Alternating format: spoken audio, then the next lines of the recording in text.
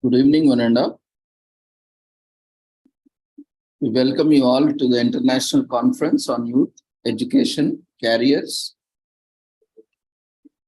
Training, Skill Development, Employment, Environment, Health, Well-being and Sustainable Development 2023, commemorating Azadi Ka Amrit Mahotsav, nation celebrating 75 years of independence, India's G20 presidency, United Nations Sustainable Development Goals 2015 to 2030 as part of awareness and campaigns, and also commemorating World Youth Skills Day 2023 with the theme Skilling Teachers, Trainers and Youth for a Transformative Future, and also commemorating World PR Day 2023 with the theme Harnessing the Power of Public Relations, in collaboration with Sri Holistic Health Foundation India and Sri Research Institute Center for Art Sciences and Well-being.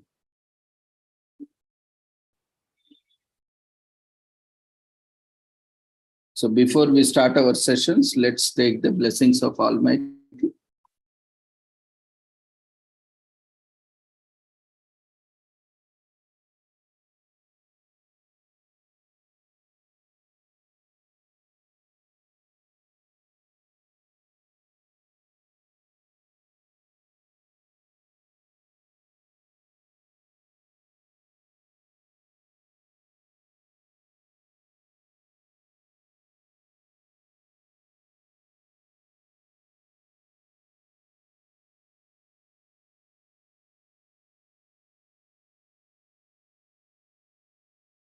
कुरुत्वं कल्याणम् आरोग्यं धनसम्पदः शुभं कुरुत्वं कल्याणम् आरोग्यं धनसम्पदः शत्रुबुद्धिविनाशाय दीपज्योतिर्नमोऽस्तुते दीपज्योतिर्नमोऽस्तुते शुभं कुरुत्वं कल्याणम् आरोग्यं धनसम्पदः शुभं कुरुत्वं कल्याणम् आरोग्यं धनसम्पदः.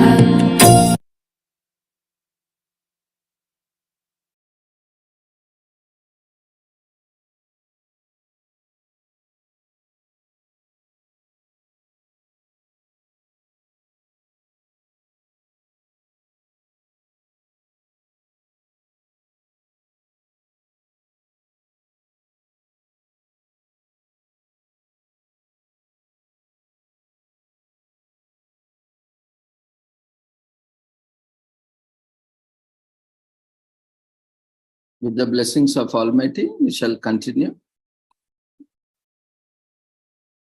with today's sessions. Today, we are commemorating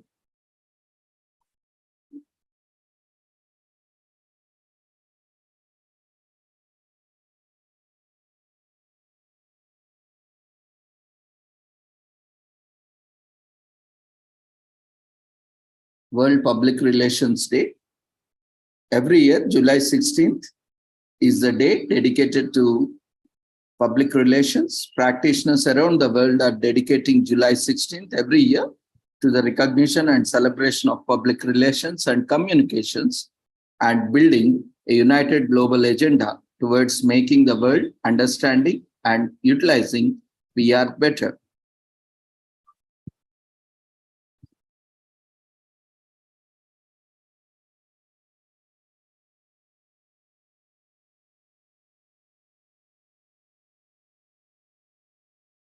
Often, public relations is more than a terribly misunderstood, poorly appreciated, and thus poorly remunerated practice. Business, countries, and people do not just practitioners, but themselves a huge disservice if they continue to fail to see PR for what it is and should be a strategic aspect of business and governance. Invaluable in building relationships, preventing crisis, achieving business objectives, pushing national interest, and preventing the kind of confusion that could ruin a company or lead nations to war. So public relations and communications are essential not only to the brand management and business success, they are also key to national orientation, political development, citizen education, and global peace. And we are at a point in our history when we must step back and pay attention. Practitioners need to answer a call of duty to help people and companies and governments communicate more honestly and responsibly. Governments and organizations need to be more deliberate about using the public relations to build and innovate and develop. Few professions play a crucial as a central a role as communications. And it's time to rise up the occasion, July 16th, every year, that is today, starting from 2021, the first year, the World Public Relations Day was commemorated, and we also celebrated since the inception of World Public Relations Day has been declared as World PR Day, and with a unified global agenda towards making the world understand and utilize PR better.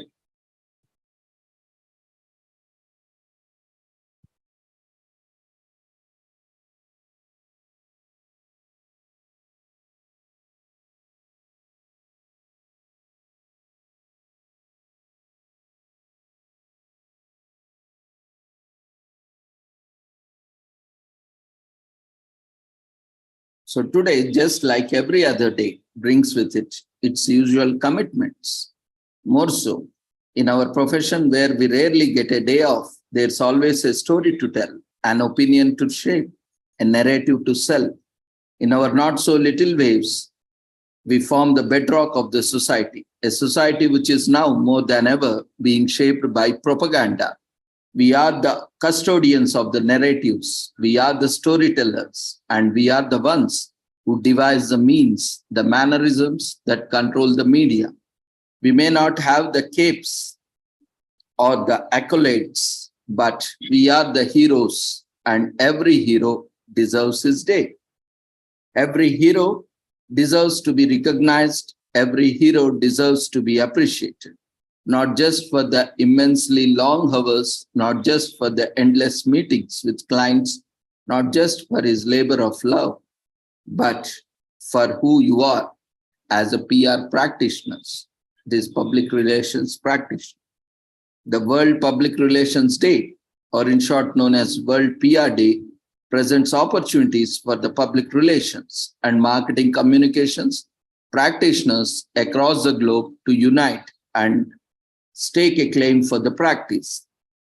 World PR Day will be held annually on July 16th and will be a day dedicated to truth, honesty, and reputation management in a way that is beneficial to all the humans across the globe. We have chosen the date July 16th to pay homage to one of the forefathers of our noble profession. E.V. Lee was born on the same day in 1877. And he spent most of his life changing the way people perceive public relations.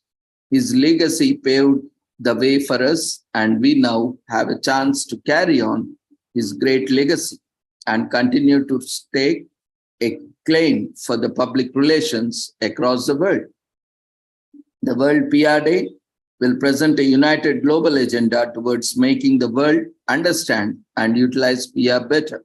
One day to recognize our strengths, one day to acknowledge our weakness, one day to make a statement, and one day to remind ourselves that we have the power to shape the world forever. Public relations has come a long way in the last decade, and as we continue to evolve, it is important that we recognize the immense work needed to get this noble profession to the pedestal that it fully deserves. So join us and we take these baby steps to the greatness, safe in the knowledge that our future depends on. What you do today, we may not know what the future holds, but we know that together we have the power to shape the future. not just for us, but the future generation of PR practitioners, and most importantly, for everyone we share this planet with. It is our call of duty to help people, to help companies, to help governments communicate more honestly and responsibly, and help them to be more deliberate about using public relations to build, innovate, and develop. No one else is better placed, better skilled, better equipped to do it than you and I as public relations practitioner. And yes, this is a huge burden, but every superhero knows that with great power comes the great responsibility. We can change the world, we will change the world, and it is possible through public relations.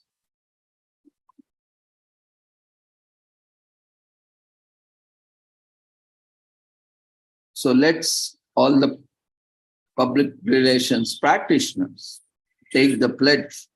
As a practitioner, I answer the call of duty to help people, companies, and governments communicate more honestly and responsibly, and help them to be more deliberate about using the public relations to build, innovate, and develop.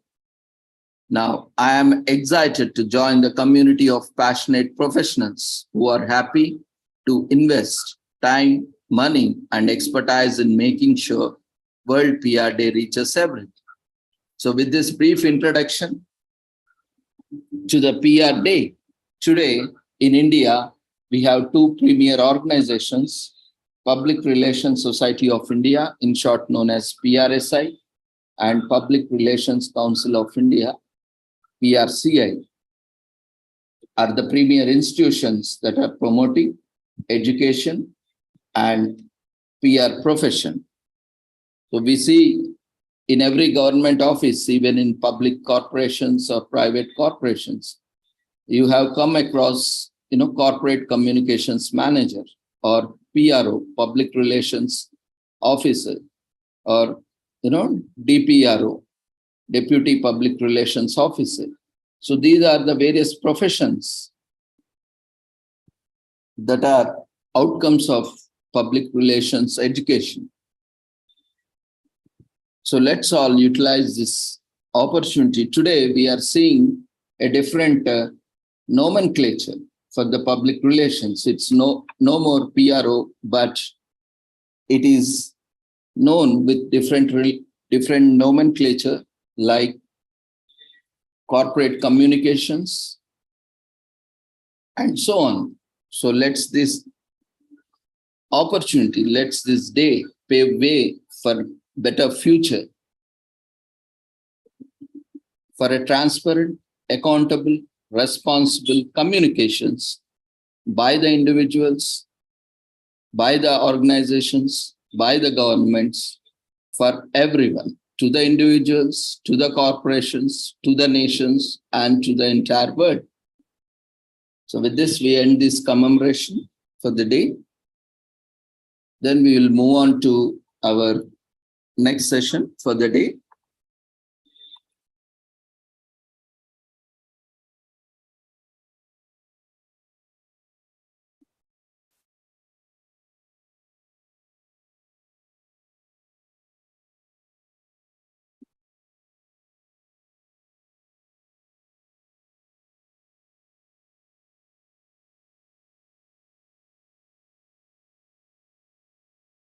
So we have with us Dr. Jayachandra K. He is Vice President for Pure Earth Foundation and also Regional Director for Center for Environment and Development. And he is a consultant for geospatial technologies for various public and private organizations and institutions. He has vast experience working with space technologies. Today, he would be talking on skill development in space technologies.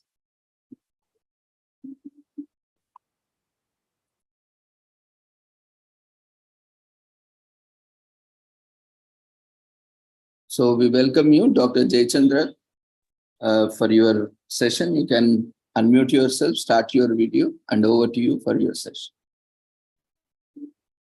Yeah, thank you, Ravindra Garu. Good evening, all the participants. So, the skill development,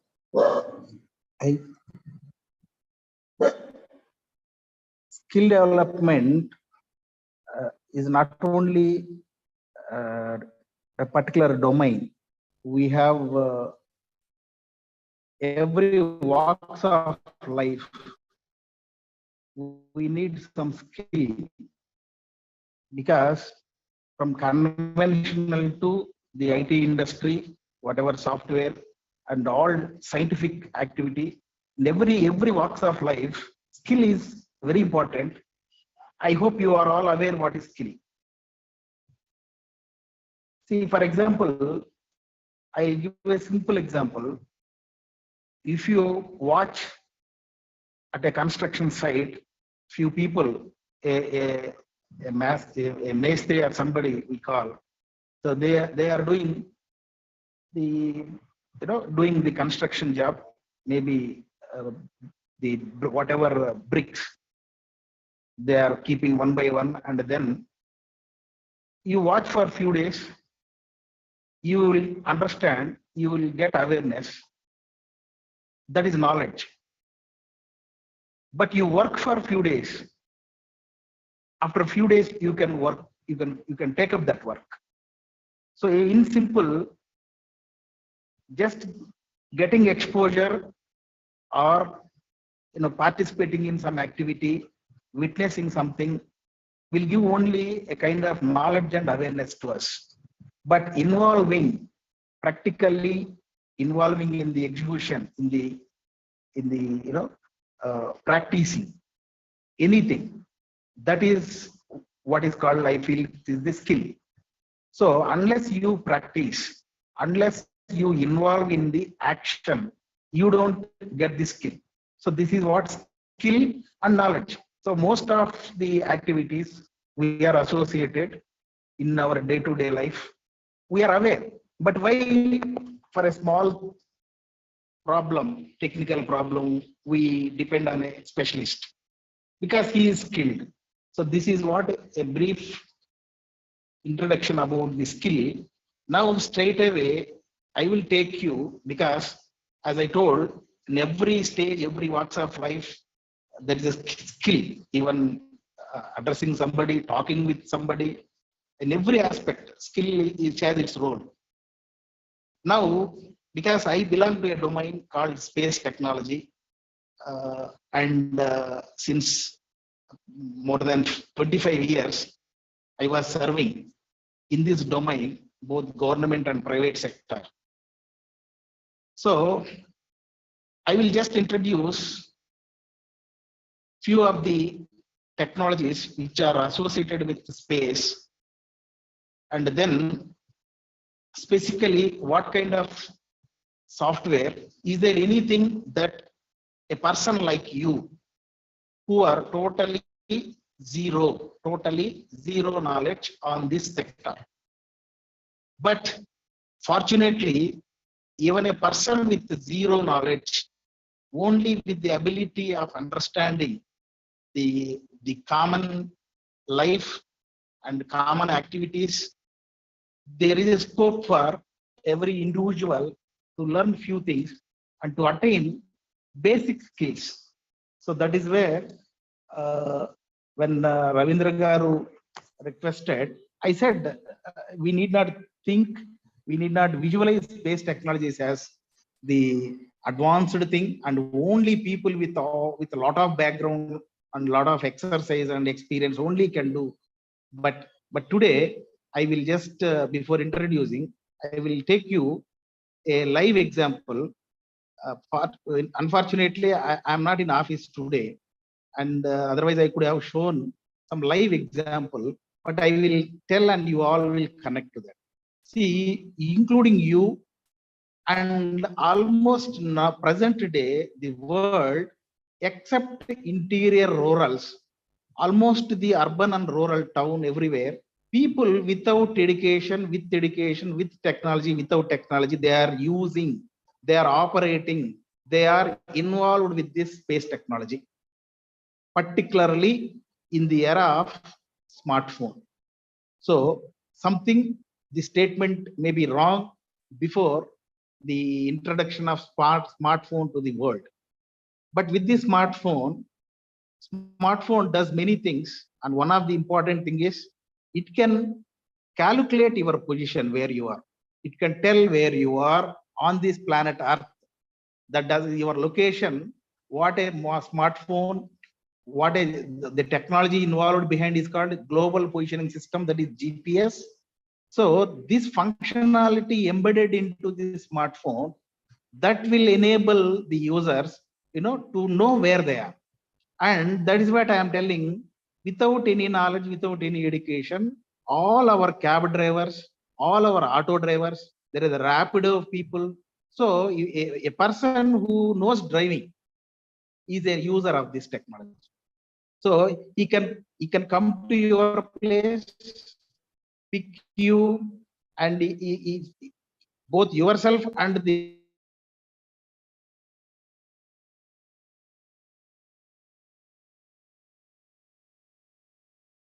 Jayachandra garu, you are muted. Kindly unmute yourself. to the where you want to go. So by just giving these two locations, that means your location to this, the destination where you are planning to go. So it will direct you the shortest path by connecting via the existing road network, which is available freely in Google Maps. So Google Maps providing this network of roads, and which are properly projected, georeferenced and projected. Therefore, it can calculate the length of the road. So out of the entire network of a town or a city, it can immediately give us the shortest connectivity from one location to another location. And then it can also check the probable, according to the app, it will decide how much it is going to be cost for you, charge for you. So like this, they never understood, they never tried what is this. But as an user, including all of us and the other people on the road, so most of the people, everybody, almost all, whoever user of smartphone, they are operating this. So where we got this skill? So that means there are few skills which needs very basic knowledge, very simple, information, and you can feel that you know some technology, you have some skill like this. So, and this is totally space technology connected. This is not the GPS. A little bit introduction about GPS is global positioning system. What your smartphone has or a GPS receiver has is only capability of receiving signals from satellites. And what are these satellites? They are called GPS satellites. Today, from almost 5 to 7 countries in the world, we have each country around 20 plus GPS satellites. So overall, 150 plus satellites are there, moving around the earth, only serving the purpose of providing the position of anybody who can receive this signal, can find their location. Another interesting application of this is the fishermen in the coastal India initially started with the coastal Andhra Pradesh, where fishermen may not wear anything on his body, but he will hold a GPS to his somewhere tying to his to a hand or whatever it is. So the GPS, how it help them in general. In the absence of GPS, just I'll give you a fisherman in search of fish. He will go inside the sea, inside with a small boat or whatever, the container. So he will travel 1, 2, 3 few kilometers inside the sea. And if you travel few kilometers and turn back, you can't see the shore. You can't see the land. So even he don't know how to go back to his place. Very few people who are very, very experienced and having certain,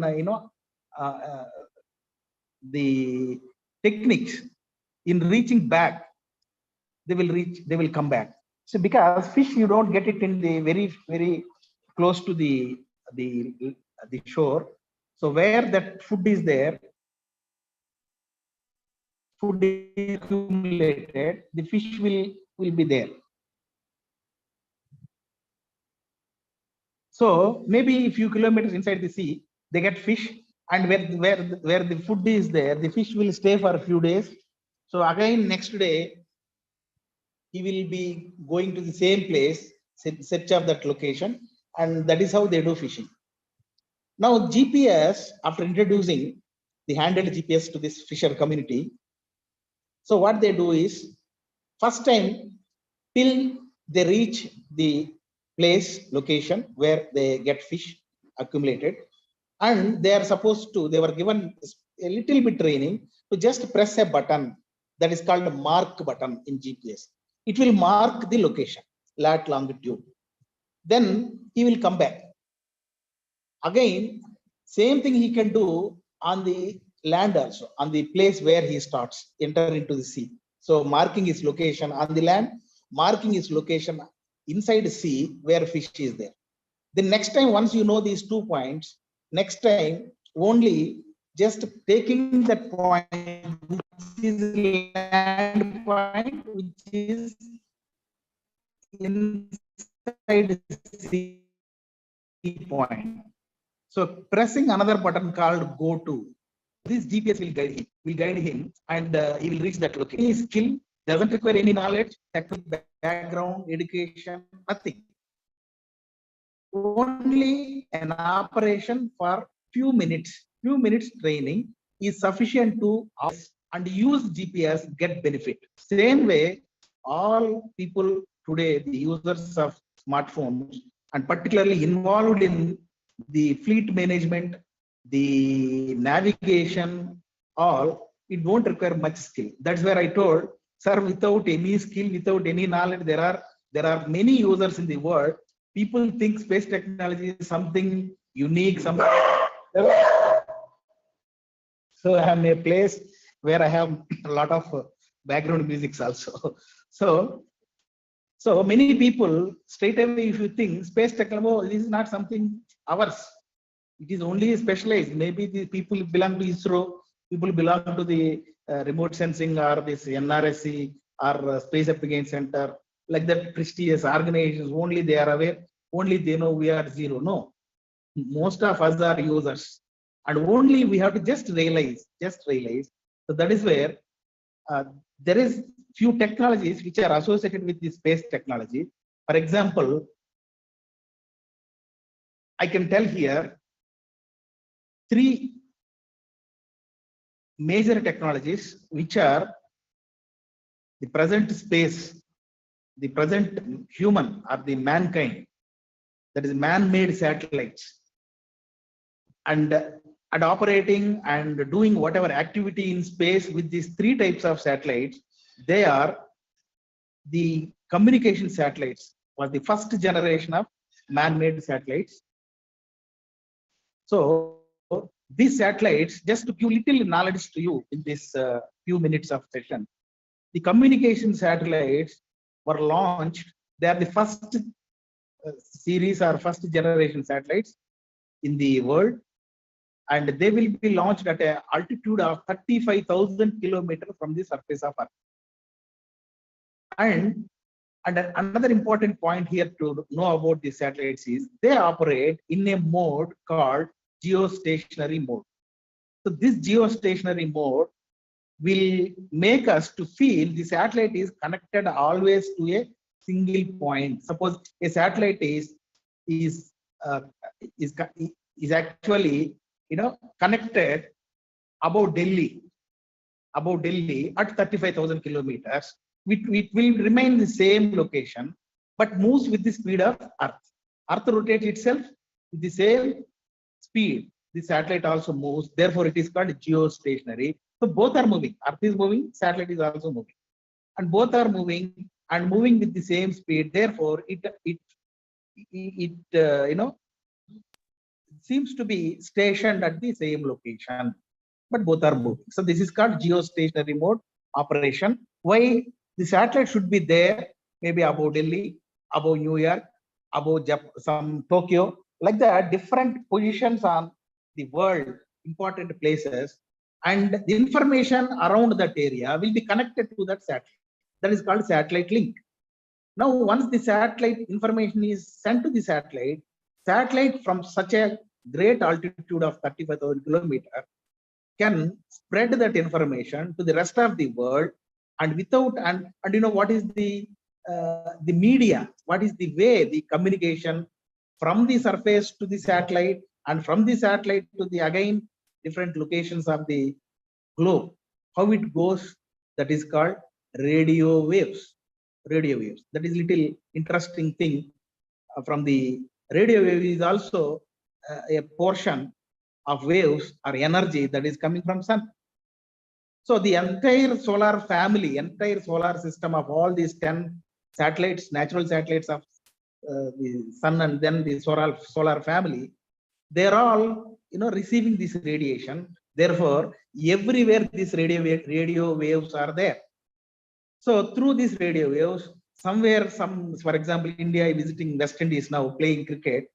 So just it is connected to satellite and without time lag, because the radio wave also travels with the speed of light. Then imagine there is no need of waiting, no gap of So that is how, with such a great speed of light, the entire information will be sent to satellite, and from satellite to the entire world. So only thing you need to tune a particular frequency, this particular information is uploaded. Similarly, like how radio network. So you change the frequency, you get different FMs, you get different AMs. So this is the same way. The first technology from space was the communication satellites. The second technology was remote sensing satellites. Nothing but sensing of Earth. That is communication purpose. This is taking pictures of Earth. Why should we take pictures of Earth? The entire the remote sensing technology, or the one more space technology involved in taking pictures of Earth's surface. Why should we take photographs? Because the development is connected, linked with the potential of resources. See, where you have a resource, and by utilizing that resource optimally, you will develop. Example, we have wonderful natural resources suitable for agriculture activity. For example, take the Gulf area and the globe. It doesn't have the same resources like India, the water, the soil, the whatever other resources, they don't have. That area doesn't have. But that area has another resource called oil, wonderful oil and natural gas resources deposited in that Gulf region. So that natural resource is there. So this is where natural resources, where they are, and natural resources available at what extent, that means what is the potential, how much volume, how much the resource is there. So this is the first fundamental objective of remote sensing technology, to know the potential of natural resources and where they are resources, the existence, and then you can plan in best utilizing that resources so that you will develop. So by utilizing our land and our soil, our water and all resources, we are producing wonderful products, food products, and we will enjoy, and we will also export to the other part of the world. And that is how we generate some income, and that is called development. So with the basic objective of knowing the resource information, Earth, you need to sense, you need to take pictures. Now here I will bring one more technology. What is that? Aerial photography. Aerial photography aerial photography was there even before this remote sensing technology. When Wright brothers introduced the, the aircraft, inventing aircraft, and you can fly in air, then the first human people not used for the, transport of people, public and all. The first aircrafts are used, to sense the earth, to take the pictures of earth. So that is called aircraft, aerial photography, taking photos, pictures from aircraft with a bird view angle, vertical sensing. Vertical sensing is called aerial photography. So this technology, aerial photography, with an aircraft, you will take photograph surface of earth. It is also a technology, and even today it is hold good. It is in operation. It has its own application areas. So, and at the same time, it has few limitations. I'll just give one limitation, then take you to remote sensing. The limitation is, through aircraft sensing, you can sense only the effective daylight period in a day, like it's in a 24 hours time, a 5 to 6 hours mid daylight, like around 10 o'clock or 11 o'clock to 3 to before 4 o'clock, like that. So that 5 to 6 hours, the mid daylight is the best suitable condition for sensing of earth or taking pictures of earth through aircraft. Why? Morning and evening, the shadow of the features will create certain conflict. Another thing, the sun angle will be very wide, because mornings and evening the sun angle will, but whereas in the noon time the sun radiation comes vertically directly, and the photos, particularly for the purpose of mapping,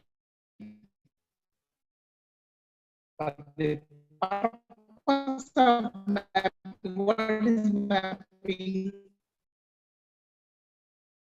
Knowing what feature, what resource is there at what location. That is called mapping. Okay, this much shape. Then you need the photograph sensed vertically. Aircraft technology can operate, can utilize only few hours in a day. Therefore, to send like a state in India, like not be possible to complete in few days. Now, very quickly, see how this can be overcome in satellite technology from space. The earth photos will be taken through satellite at an altitude, and this second type I'm telling, the first was the communication satellite, second is remote sensing satellite, or satellites involved in sensing of earth, will be operating around 700 to 900 kilometers from surface of Earth. That satellites 35,000. These satellites 700 to 900, and the mode of operation of remote sensing satellites is sun synchronous mode. Earlier, geostationary. A new word now for remote sensing satellites. It is sun synchronous mode. That means wherever sun is moving, it is not moving. Sunlight is there on Earth. Earth is moving.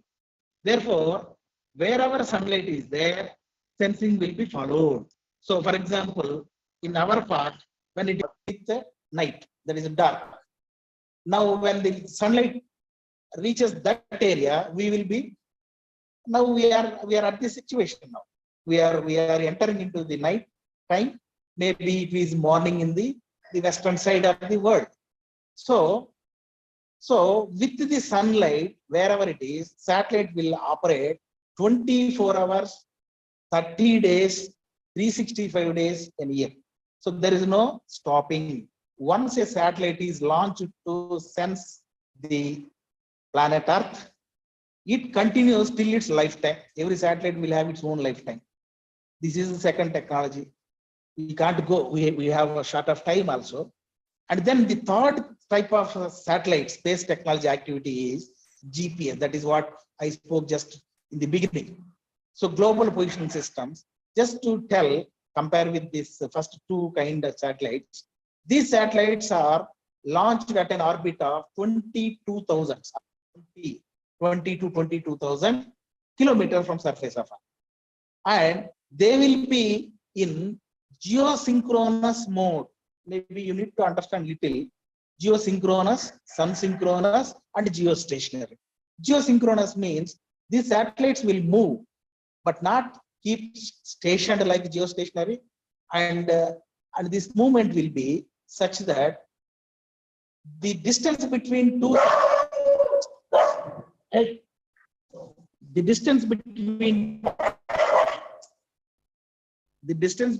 satellites will always maintain equidistance.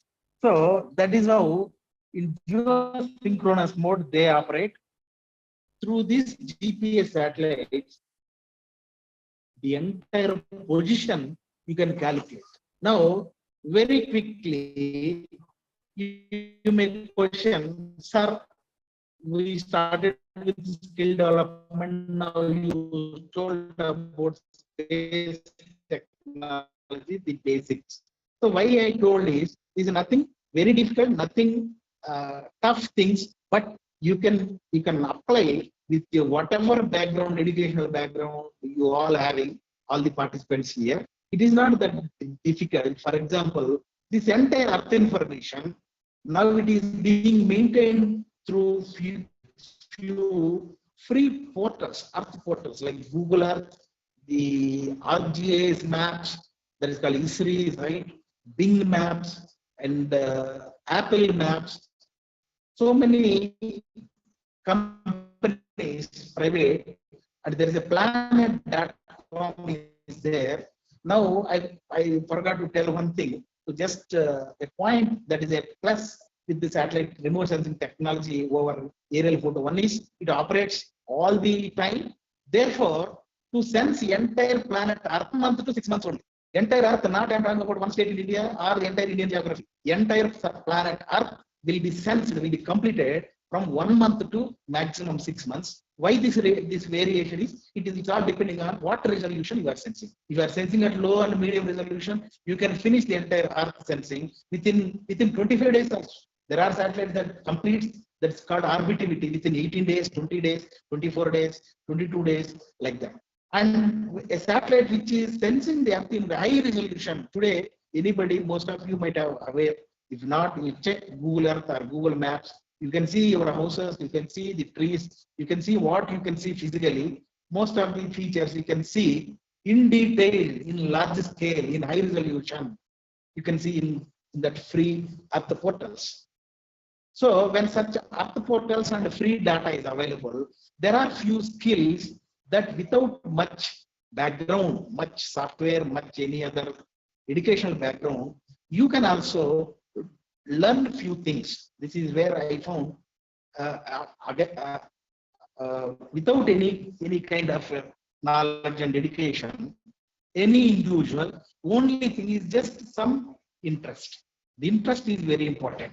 It's not that if you want to know something, for example, all of you are belong to different locations, and you visited a place. You have seen beautiful things there, or some interesting thing there, want to share to this world. So you can take a photograph.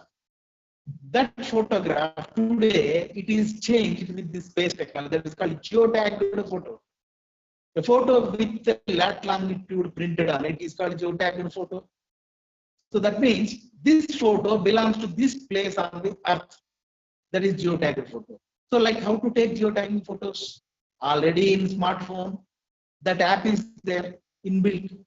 There is some other customized apps also there.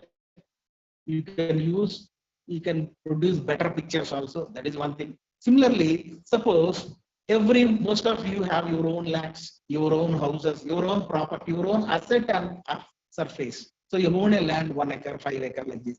You want to map it, open Google Earth, and you can map it. So for these things, it won't require, it can be learned in a day, only 1 day class, 1 day class. So like that, to sum up this particular space technology related skills, you can learn a few concepts on the satellite, all man-made satellites. and then aircraft related. There is aerial survey, there is aerial photography, there is a photogrammetry, is another technology, photogrammetry. Then there is called GIS, Geographical Information System. Then GPS, Global Positioning System. So, in addition to this, within these sensing technologies, after satellite, we have presented a drone everywhere. It started with just taking pictures in functions. Then slowly it is upgrading with the better and better specification. It is being put in use to take the pictures of surface of Earth very close to Earth. For example, through satellite technology, today the world can produce 0.25 meter, that is 25 centimeter resolution photos through satellite, but less than 25 centimeter you can produce through drone technology. Then, like that, about drone also you can understand, you can learn a few things. And then LIDAR, radar, these are also space technologies. LIDAR, radar, light detection and ranging, radio detection and ranging. Okay, these technologies. And along with GPS, there is a simple, smartphone, handheld GPS, differential global position, DGPS is also there. Like that, with these technologies, concepts, there are few software, for example, mapping.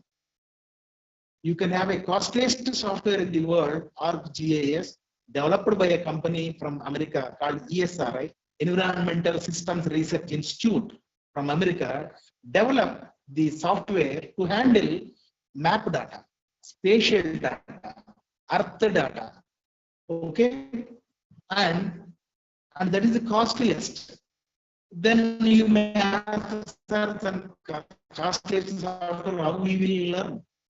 Very interestingly, we are in 2023. We have the entire capability of ArcGIS software was brought into a open source software called QGIS. There is another software called QGIS, which is free, which is open source. You can download a 3 to 400 MB software. You can download, install, you can do mapping, you can do basic things. And also, without any software, like using Google Earth, you can map your location, you can map your area. Suppose you draw an acre of land, if you can identify your own land in Google Earth, I can make you to draw a polygon around that line, around that land, and tell the value, how much acreage it is, how many square centimeters or square meters it is, instantly.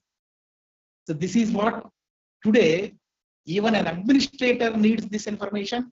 Not only an ordinary farmer, ordinary individual also needs this information. This doesn't require any lengthy courses or any course or any degree or anything.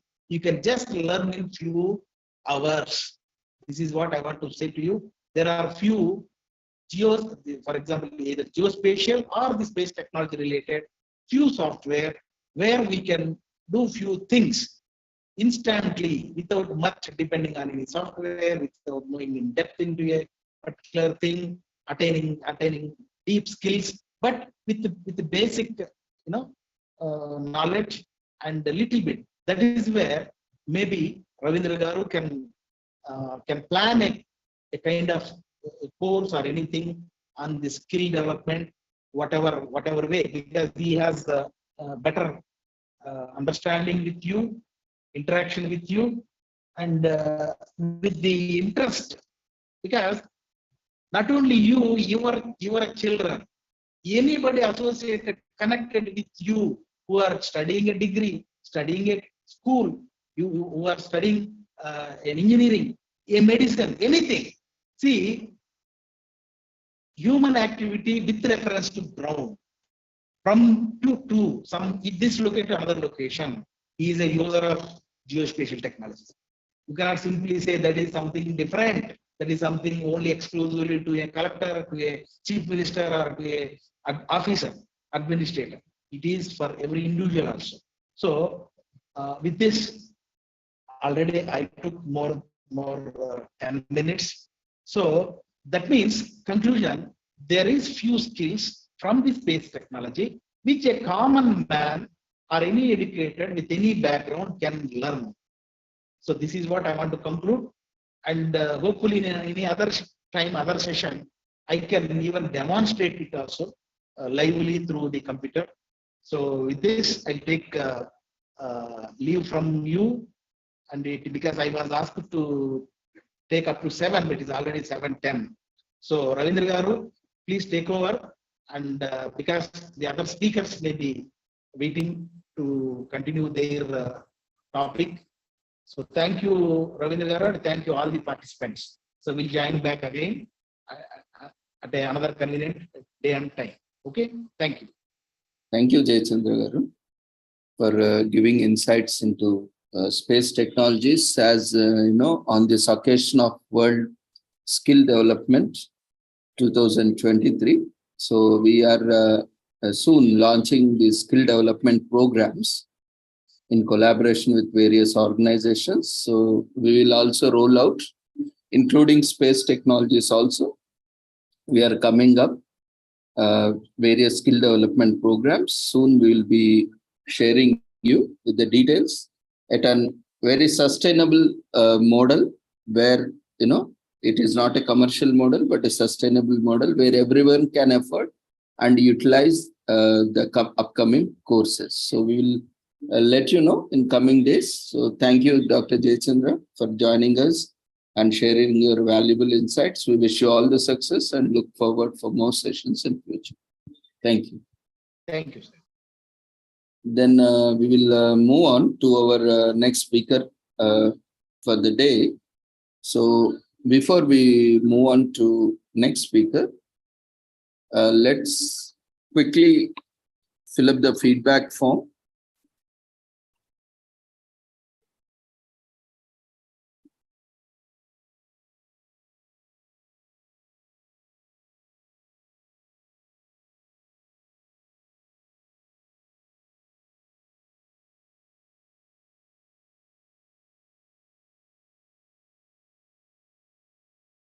Feedback form has been raised in the form of Zoom polls. We request everyone to quickly fill up the feedback form.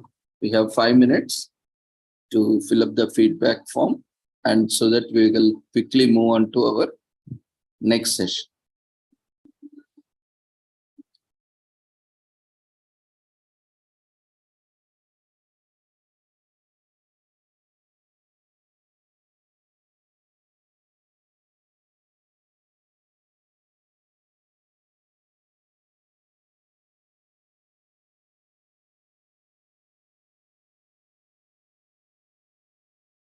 So next we have with us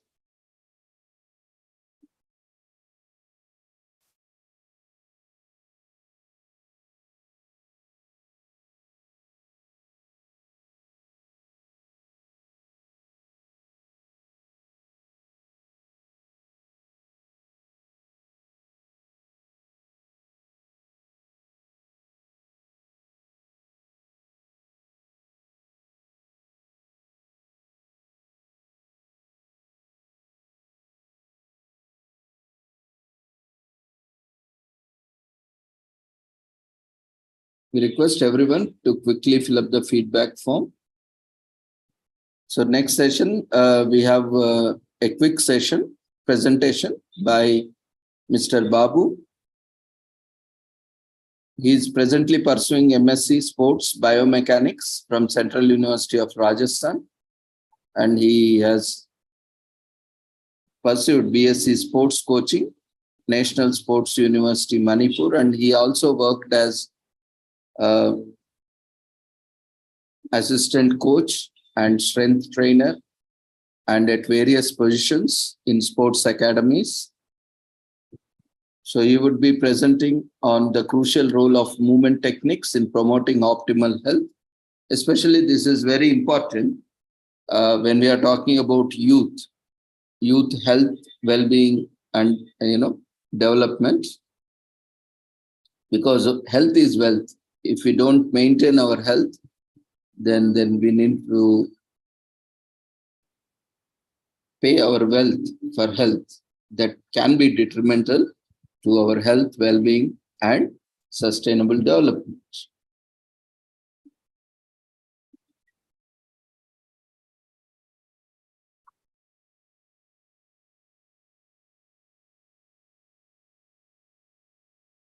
So, Babu, if you have filled the feedback form, you can raise your hand, because once you are made co-host, you will not be able to fill the feedback.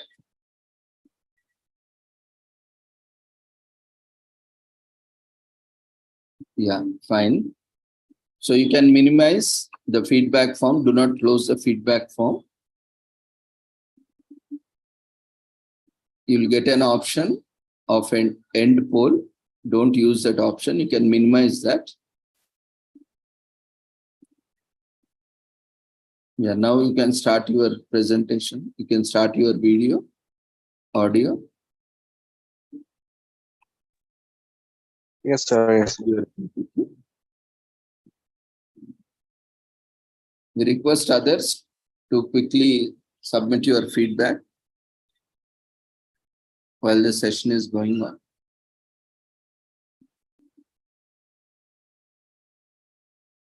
So the next presentation will be by Preeti and Shivrao. Kindly be prepared in another 10 minutes or so. Sir, the screen is visible or not? No, Ma, you have to switch on your video and also you have to share your screen.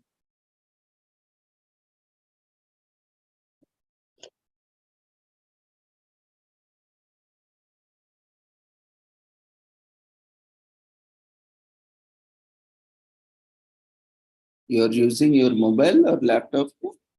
Actually, sir, I'm using my mobile. Okay. So you can first share the screen, then switch on video.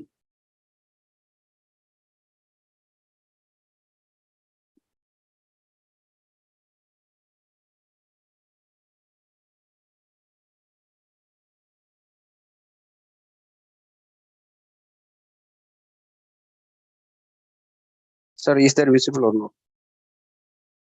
It is visible. You can make it full screen. You can just tilt the screen, rotate the screen so that it is bigger. Yeah, now it's fine. So you can. Good evening, everyone. I'm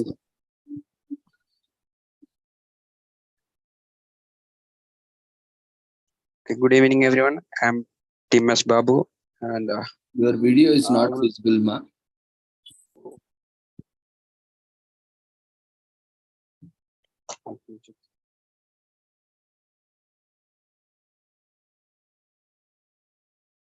Yeah. Okay. Thank you, sir.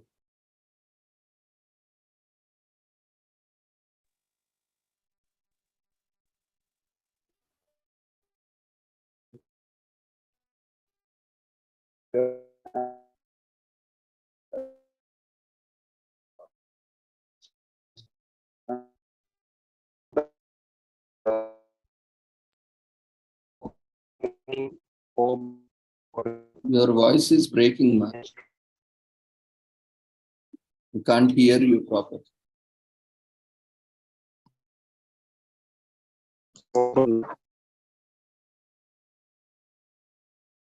We can't hear you.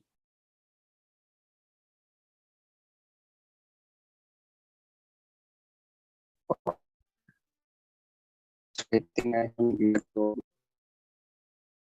Or you can switch off your video and try maybe network problem.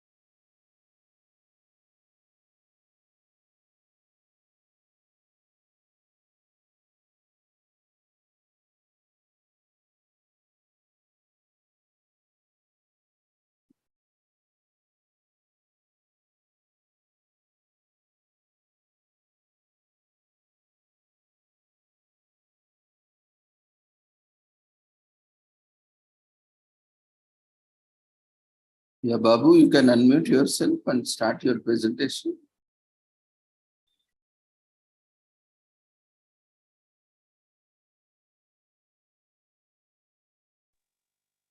So can you hear me right now? Yeah, you are audible. So the screen is visible or not? No, man.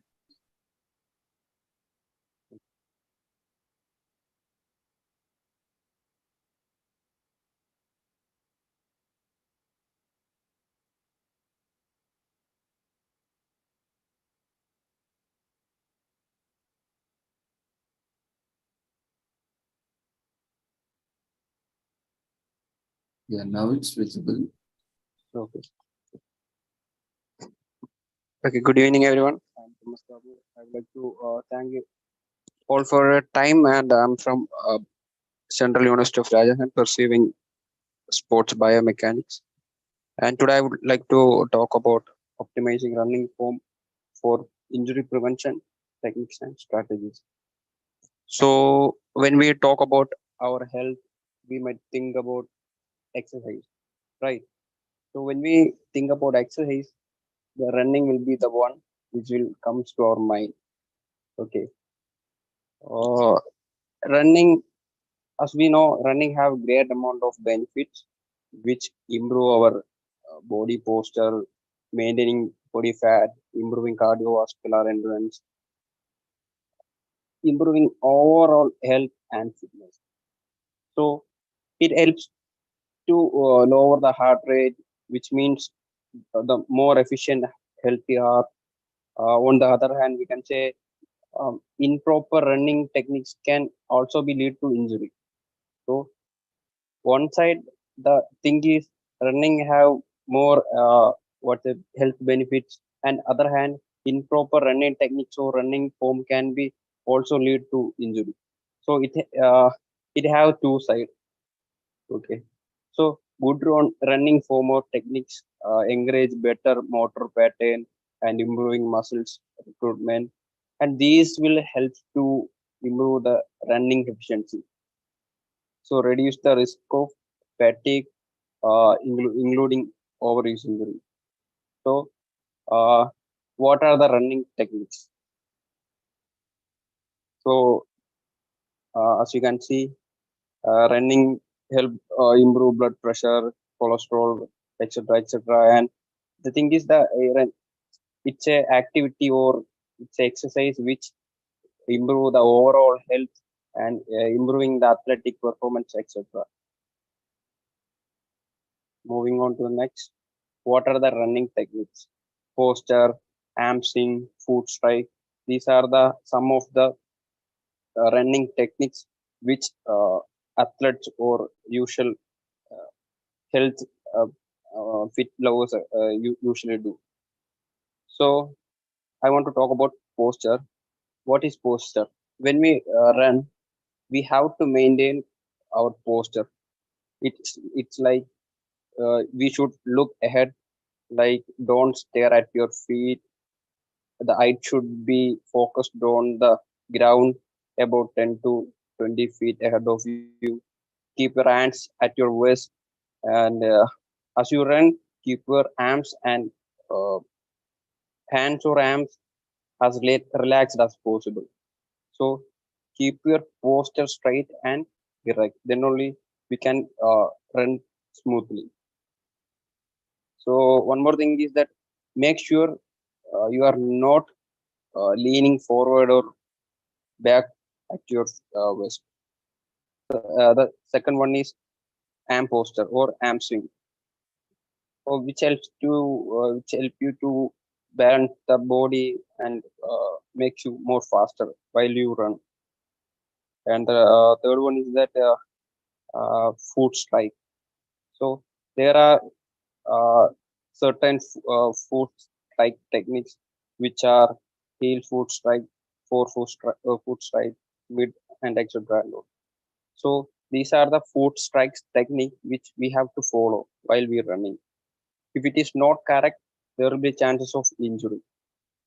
Moving on to the next. So we know developing good running technique encourages better motor patterning. This will help you improve your running efficiency and release the risk of fatigue, including overuse injuries. The common running form mistake which can be made, we can see in the screen: heel striking, lack of mobility, unrelaxed upper body, wearing wrong shoes, wearing wrong dress, dehydration, etc., etc.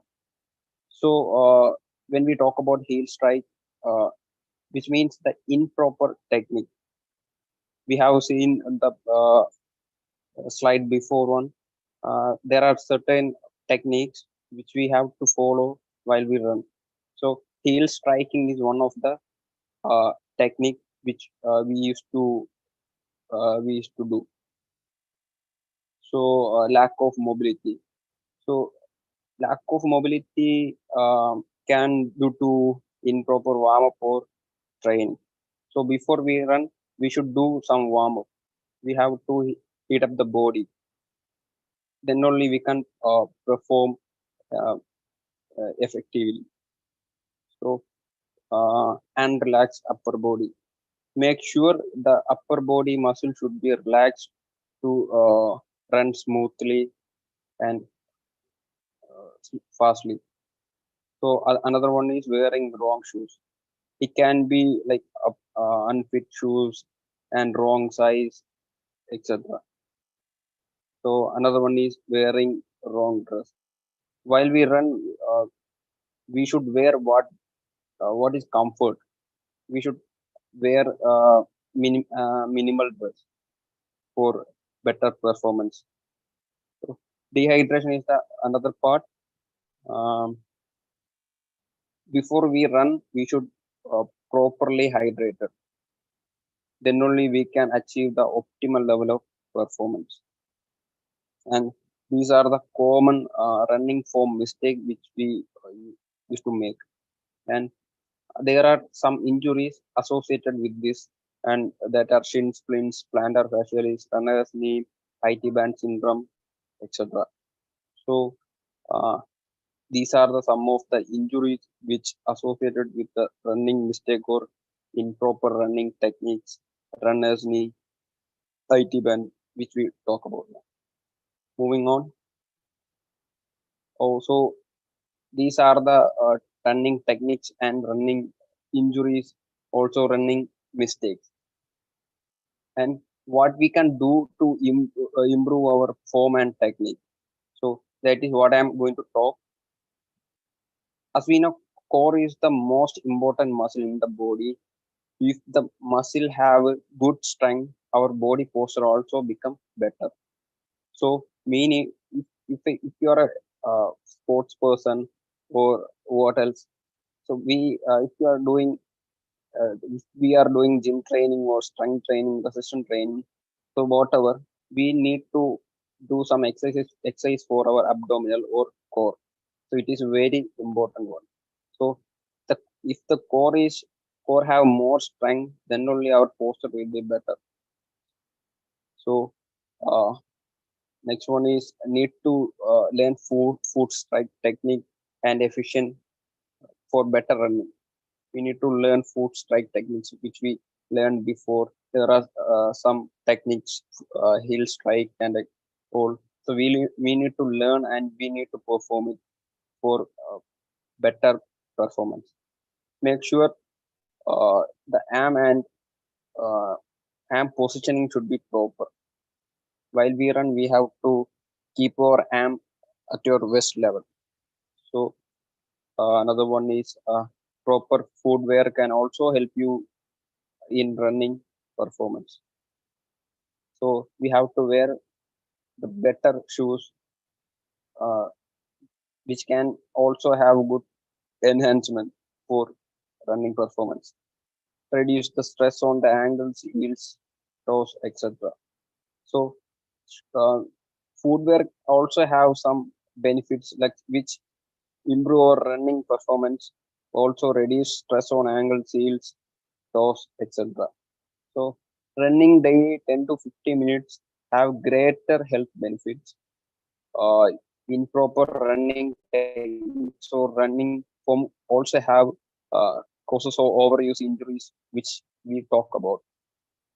And the understanding and performance of the proper running techniques or running form will give you the enhance your health overall. So when we do some exercise, what we have to do is we need to learn the technique and we have to apply it in reality.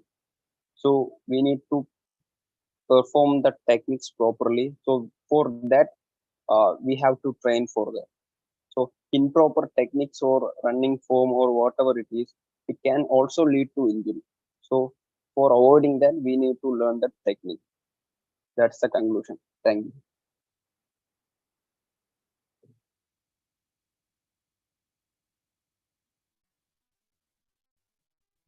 Yeah, congratulations, Tim. You could have spoken in detail. That is one thing, because this is more relevant to. Is this research presentation part of your curriculum of any seminar or anything like that, or you prepared for this? I just prefer for this one. So you could have, included much more content in detail, because these are newly upcoming branches which you need to promote yourself. I mean, your course and other details, programs, because nowadays these are emerging specialties. So you have to utilize opportunity. You have to create employment opportunities. And you have to create awareness. That is very important nowadays, especially for the upcoming courses. See, the old courses which are there since like many sociology or whatever courses are there, life sciences, all these are, well established from more than a century or 2 centuries or 3 centuries. For them, everyone knows about it. But for these courses, especially in sports, there is a huge demand. Many, you can create awareness through these type of platforms. So you can do much better. Maybe this is a first presentation. So you can do much better, and you have to improve communication skills, presentation skills. That is very important, especially for sports. Most of the time we see improper communication and can always leads to misunderstanding and conflicts. And especially sports is a highly competitive world, and you have to be very careful, especially dealing with in such a competitive environment. So you can improve your communication skills, presentation skills. Yes, sir. Sure, sir. And content also you can do much better. Anyway, congratulations. So you complete other formalities so that you can be eligible for your certificate. Congratulations. Wishing you all the success. Thank you so much. So we will move on to our next presenters. Meanwhile, if any of the participants have any queries, any feedback, you can continue to provide in the chat box.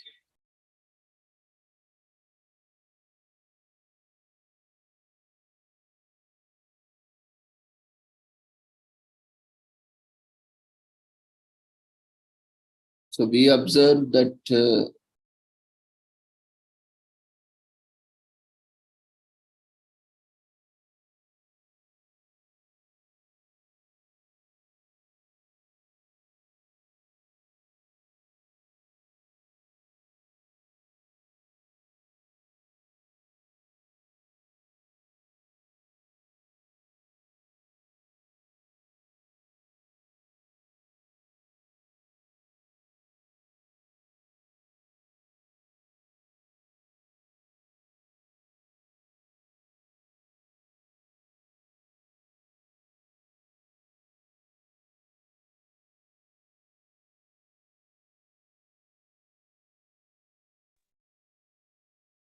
It also maps your participant name to your attendance.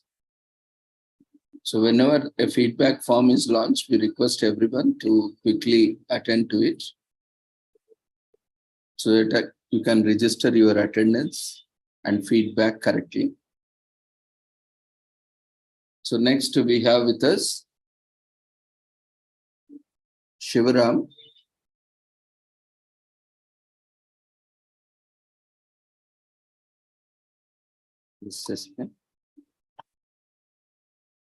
So next we have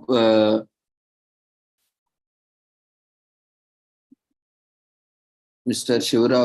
Shivaram Rao and Preeti Saini. Both will be talking on Smart Skills program for youth development. Mr. Shivaram.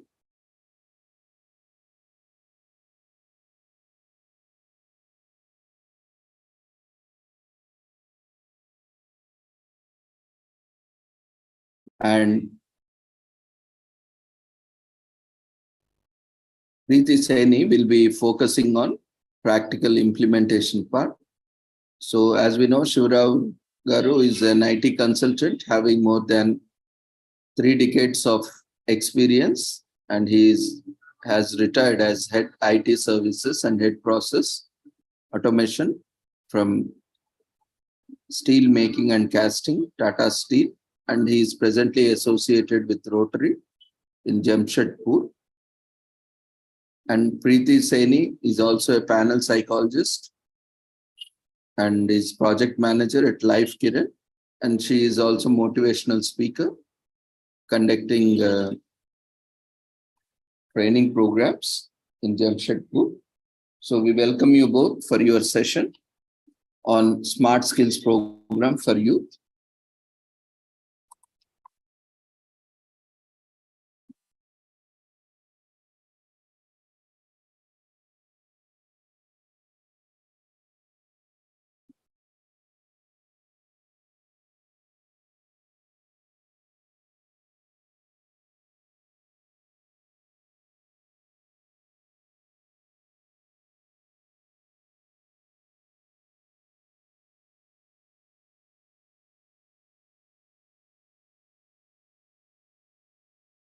So you can unmute yourself, start your video and presentation. Over to you for your session. Yeah, okay. So thank you, Dr. Ravindra, and good evening to all the participants, and thank you SHFI and other associated agencies. Thank you, Dr. Ravindra, also for giving us this opportunity to talk about this project, Smart Skills, which was developed basically and implemented for the youth, and among youth also primarily for the high school students. And this was a project that was done by Rotary Club during the year 2021-22. My tenure as presidentship and my co-presenter, Rotarian Preeti, was the program director for that. So basically, in this talk, it's one session, but we are divided in 2 parts. I'll be talking about the need and the basic concepts about how and why we went for this program, and then Rotarian Preeti will take you across the practical implementation and the actual challenges faced in conducting such a course amongst the youth, and the benefits accrued, or rather the implications of doing such a course amongst school students. So that basically is the crux of our session today. And so can you just share my screen? I got a short presentation.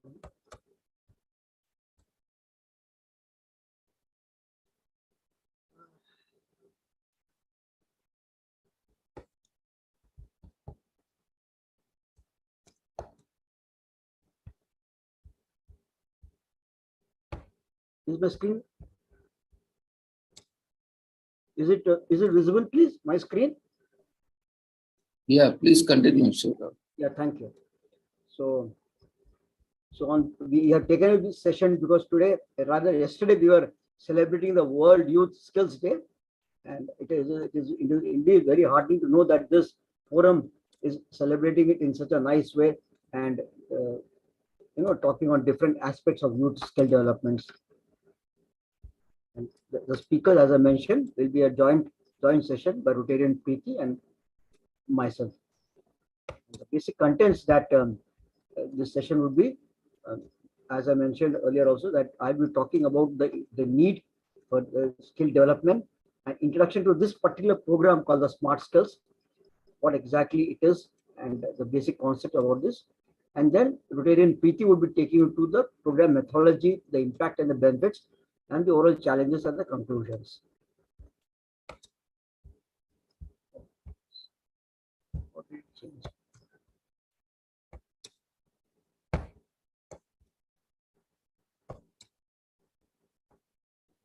Screen.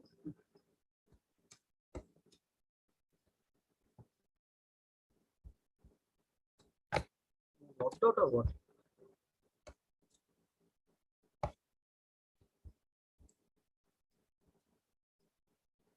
Can you see the screen, please?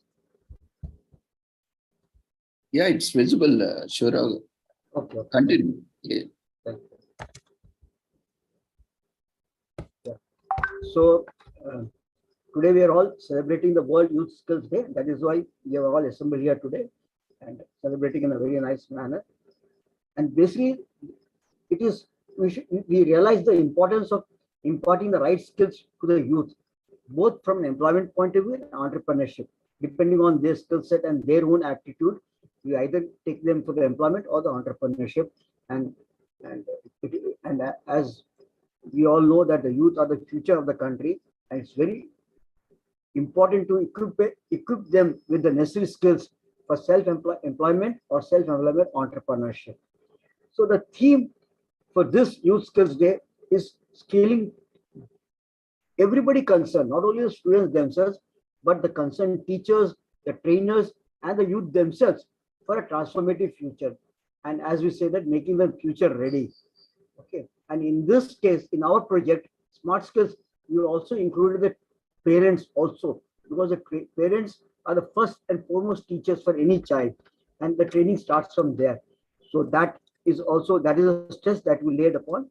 So as per the theme, we have trained the teachers and the parents also, apart from the youth themselves. Why is the need? Because why is the need to undergo such a program? Because the youth have faced many challenges, apart from developing their own knowledge, understanding the challenges that the world faces. The other problem, the socioeconomic problems people face is the underemployment, the stigma attached to underemployment, unemployment issues.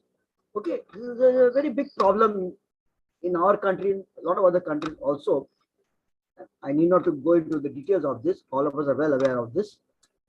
And the lack of possibilities in different countries. All countries do not offer the same kind of opportunities to the given knowledge and talent of a particular youth. The other important aspect is that the knowledge and talent can be there in the youth, but they lack the presentation skills. They don't have the necessary skill sets to showcase themselves, even though they have the knowledge and talent. Now, in this case, I would just like to cite an example. During the course of campus interviews, when I was going to recruit young, talented, even postgraduates from IITs or NITs, I used to find that most of the youth there were a bundle of talent. As far as the knowledge was concerned, was very good, but they were not able to express themselves or talk properly to the interview board. The proper grooming was not there. The soft skills training was not given to them, and because of that, they would not fare properly in the interviews.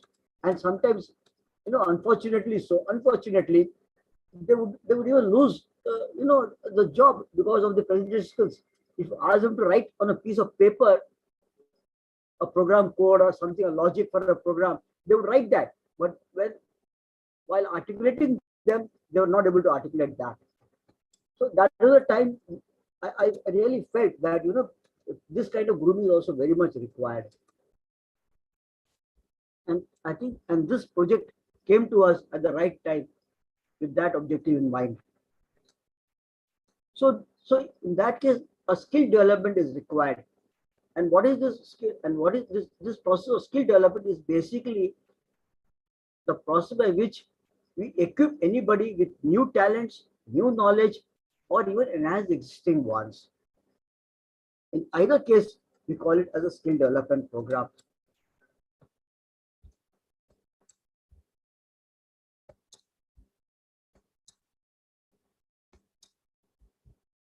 So basically, when you talk about skill development, it encompasses a lot of things. It encompasses articulating your own experiences to them, or taking care in enhancing their knowledge, as you saw, enhancing the existing knowledge or imparting new knowledge. So it means that they're taking care, building their competency, in a particular area, in the area of liking, or in the area of further potential, building up their competency, going through the learning methods can be different methods, as Rotarian Preeti will explain to you that the learning methodology adopted here. So it encompasses many things, and the entire thing put together is skill development. And so in this project also, we try to put it all this thing together in the smart skill. The entire smart skill project was, we can say, a bundle of all these components put together for the skill development of the youth.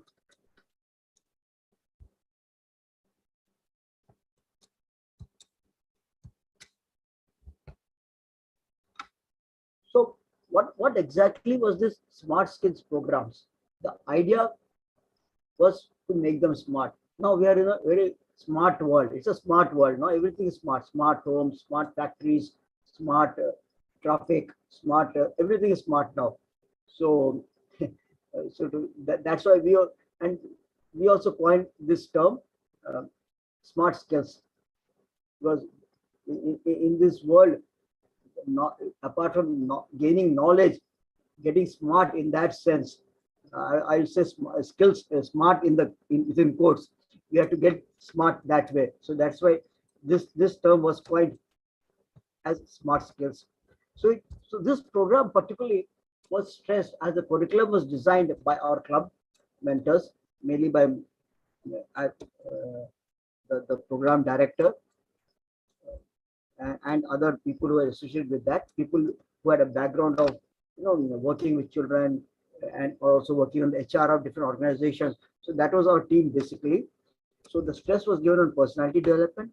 So we decided on, by designing the course, we decided that these are some of the important components that we really must groom the young children to be. Young in the sense we selected means we concentrated on the high school students, basic students from 9th and 10th also, because that is a time when they really step out into the world. They go to different colleges, institutes later on. Okay, so that was we selected that kind of person, students, and the main sessions were focused on personality development, English speaking and English writing, because that, as I mentioned, was one of the biggest problems the children were facing. Interview skills, how to appear in interviews. We also honed up, the how to prepare for the interviews, and the whole program was mixed up with a lot of activities, practical applications, so that the children can practice whatever they have learned in the class, hone their skills, and become ready.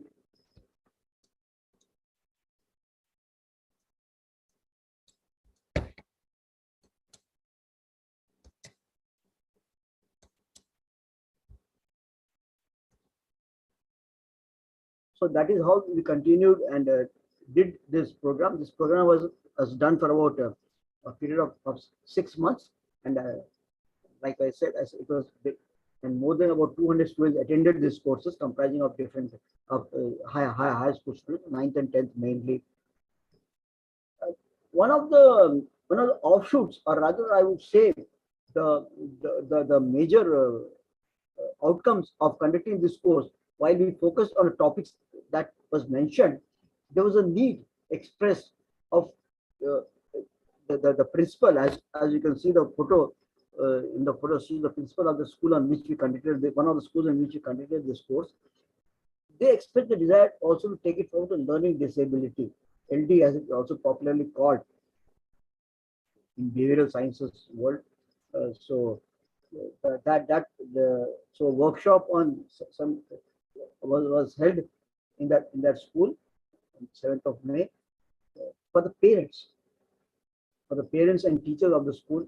This was conducted to augment the learnings within the smart skills also, because we found that both are very much complementary. And as far as the details of this program, I would that will be taken up by Rotarian Preeti. She will explain to you exactly more about the details of the program. And just to mention, incidentally, this program was under Youth Avenue of Service. In Rotary, we have different avenues of service. So among the youth, this was conducted under the Youth Awareness of Avenue of Service, and it was even recognized by the Rotary International President. I mean, Rotary International, as most of you are aware, is headquartered in Chicago, USA, and the RF president incidentally was an Indian that year, but it was recognized at that level. This program was also projected and highlighted in Rotary International Presidential Conference 22 at Hyderabad, jointly organized by another Rotary Action Group called BIRI. The whole project was the. So these are some of the recognition that that this project brought about. This is just to show that the importance that is given to the youth within Rotary also, and the implication of this particular program. And incidentally, this program was also awarded as the in the category of the Youth Avenue as the best project in the whole district. Our district is in Jharkhand and Bihar. So that was the recognition that this project got. So these are just some of the snippets.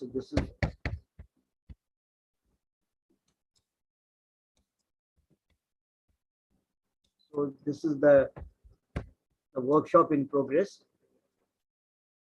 So the dais are the presenter speakers.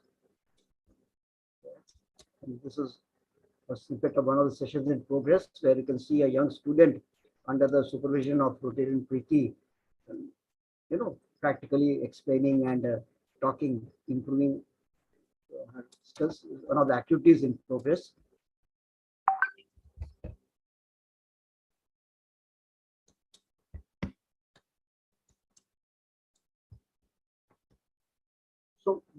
So how was this kind of a project was found importance?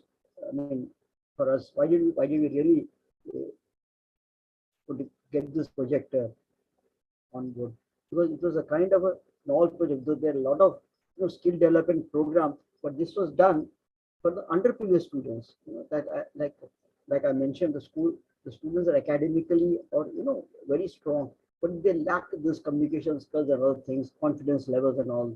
So it was done basically to train underprivileged students, and teachers were also involved in this. The teachers were involved with the idea that they can take it up further. The whole idea was to take it to more and more students, and so it can become a continuous process. So some of the teachers also joined this course. They were trained. It was fully implemented by the expertise of the Rotarians themselves. This entire project was designed and implemented. The classes were imparted by the Rotarians, our own members, and the whole objective was to make our youth future ready, as they are our youth. So this is all I wanted to share with you regarding this project. I would request now Rotarian Preeti to take it forward and explain to you some more details about this program. Thank you all. Thank you, Shivra Garu. Actually, as already mentioned in the presentation guidelines, we are more interested in learning about technical aspects. See, these awards, rewards, and how they are implementing, these are all not of interest for us. Basically, we are looking at the technical aspect. What is the program? What is the content? What is the methodology? What is the pedagogy? And how you have implemented and how it taken forward. So that is what we are looking basically. I think you did not get the details properly. Maybe anyway, we appreciate you, but this is not the kind of content we are looking for on this platform. And this is not, I felt, I couldn't take any in-depth details of the project. No, the Dr. Ravindra, just introduce the topic, not Dr. No, actually, this is not, this is not the content we were looking for. Maybe this is not the right platform to present this content. That is what I felt so. Because you can observe other speakers also, what they are presenting and what is the content they are presenting. So that is what we are looking for. Basically, not for other things. So you can, you can follow some sessions. Maybe you will get an idea, and accordingly you can present in future sessions. This is also good, but we would like to learn technically because we are academicians, we are practitioners, we are looking forward for actually project details, in depth. Yeah, variants of the project. Doctor, I mentioned that I am just introducing the concept and the need why we took this project. Now details, rotating PT will tell you. She will take you through the details of this project. I mentioned at the beginning itself that we are dividing into two parts. Okay, I'm not getting into the technicalities. But maybe as I have mentioned, you can reduce these other things which are not required, I think, maybe in the next coming presentations. Thank you, Shivra. Over to Preeti. Good evening, everyone. I thank Dr. Ravindra for giving us this opportunity to present this project. And yes, as mentioned, I'll focus on the methodology of the project, which I would like to go into depth. And before that, I would like to share one practical issue so that you understand why this methodology was applied. And I hope that I'm audible and... Yes, Preeti, please continue. Yeah, and I would also like you to please share the file that PPT I have already shared. I hope you have it. I've shared it with Shiva Rao sir, and I asked him to share it with you. I think I got the same PPT. I don't have any other PPT. Maybe Shiva Rao can share it from his end. Maybe Shiva sir, if you can share the PPT and share it in full screen. Okay, till the time he shares the PPT, let me just go through one very important aspect of this project, that why and how it took the form it is.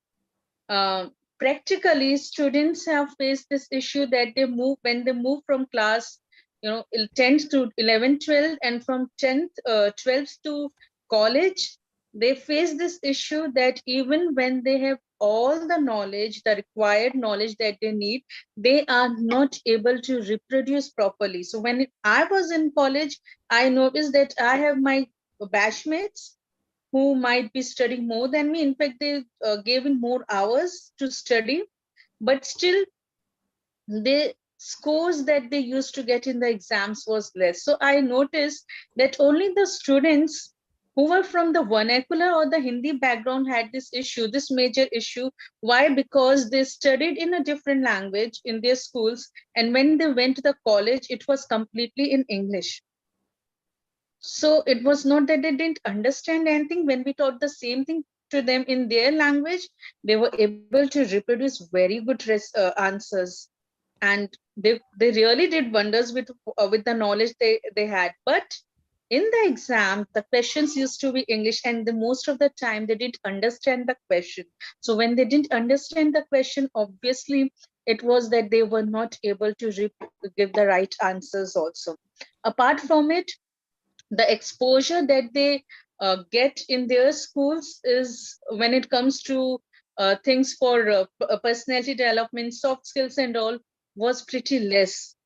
So the confidence level was comparatively less of students from the other languages than students from English medium schools.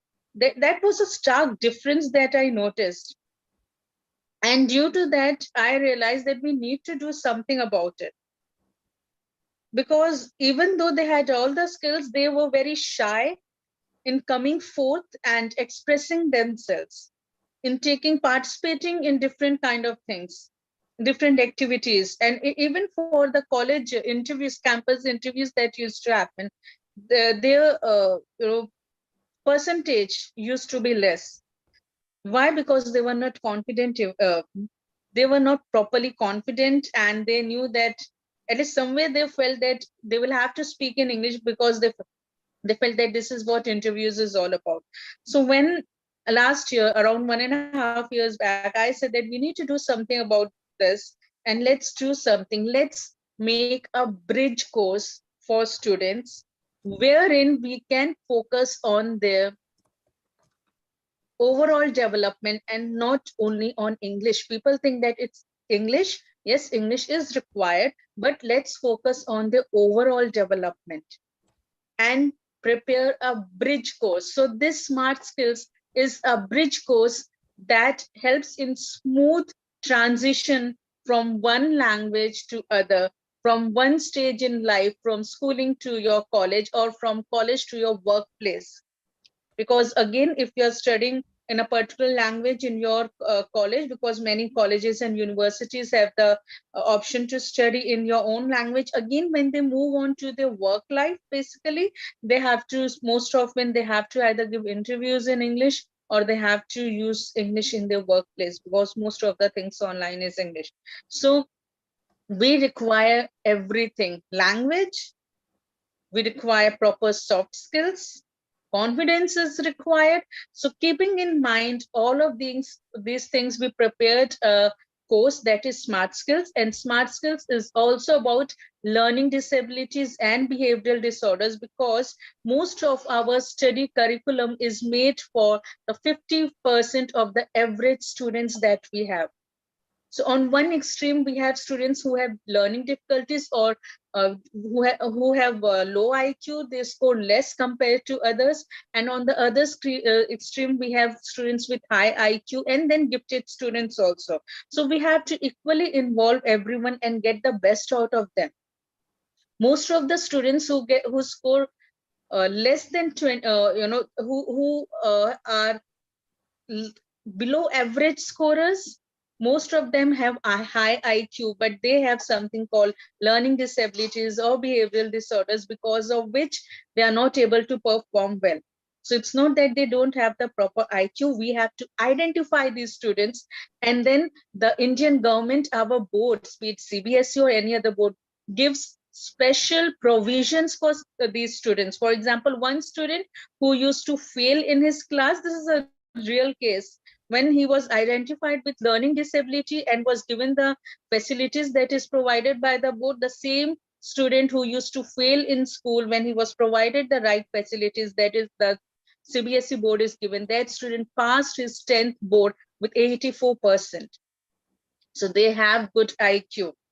It's not that they don't have it. It's just that we need to identify these students and give them the environment that they need for proper scoring and proper assimilation of knowledge. So this is what we were focusing on with this program. And teachers training is a very important part. So we focused also on teachers training, and then during the course of the period, program, we also included parenting in it. Can we go to the next slide, please?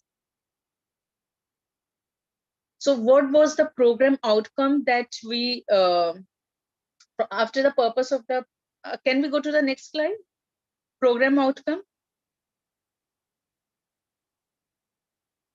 Yeah, so we were expecting a few things from this program when we started it, that at the end of the program, we want our students to be able to communicate properly in English, that is with confidence.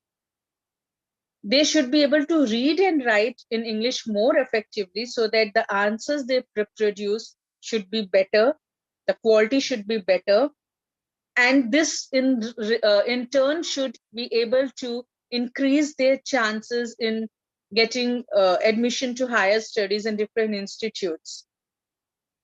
Next slide, please. Overall personality development, understanding the questions. This I'll just go through quickly, asking the right questions.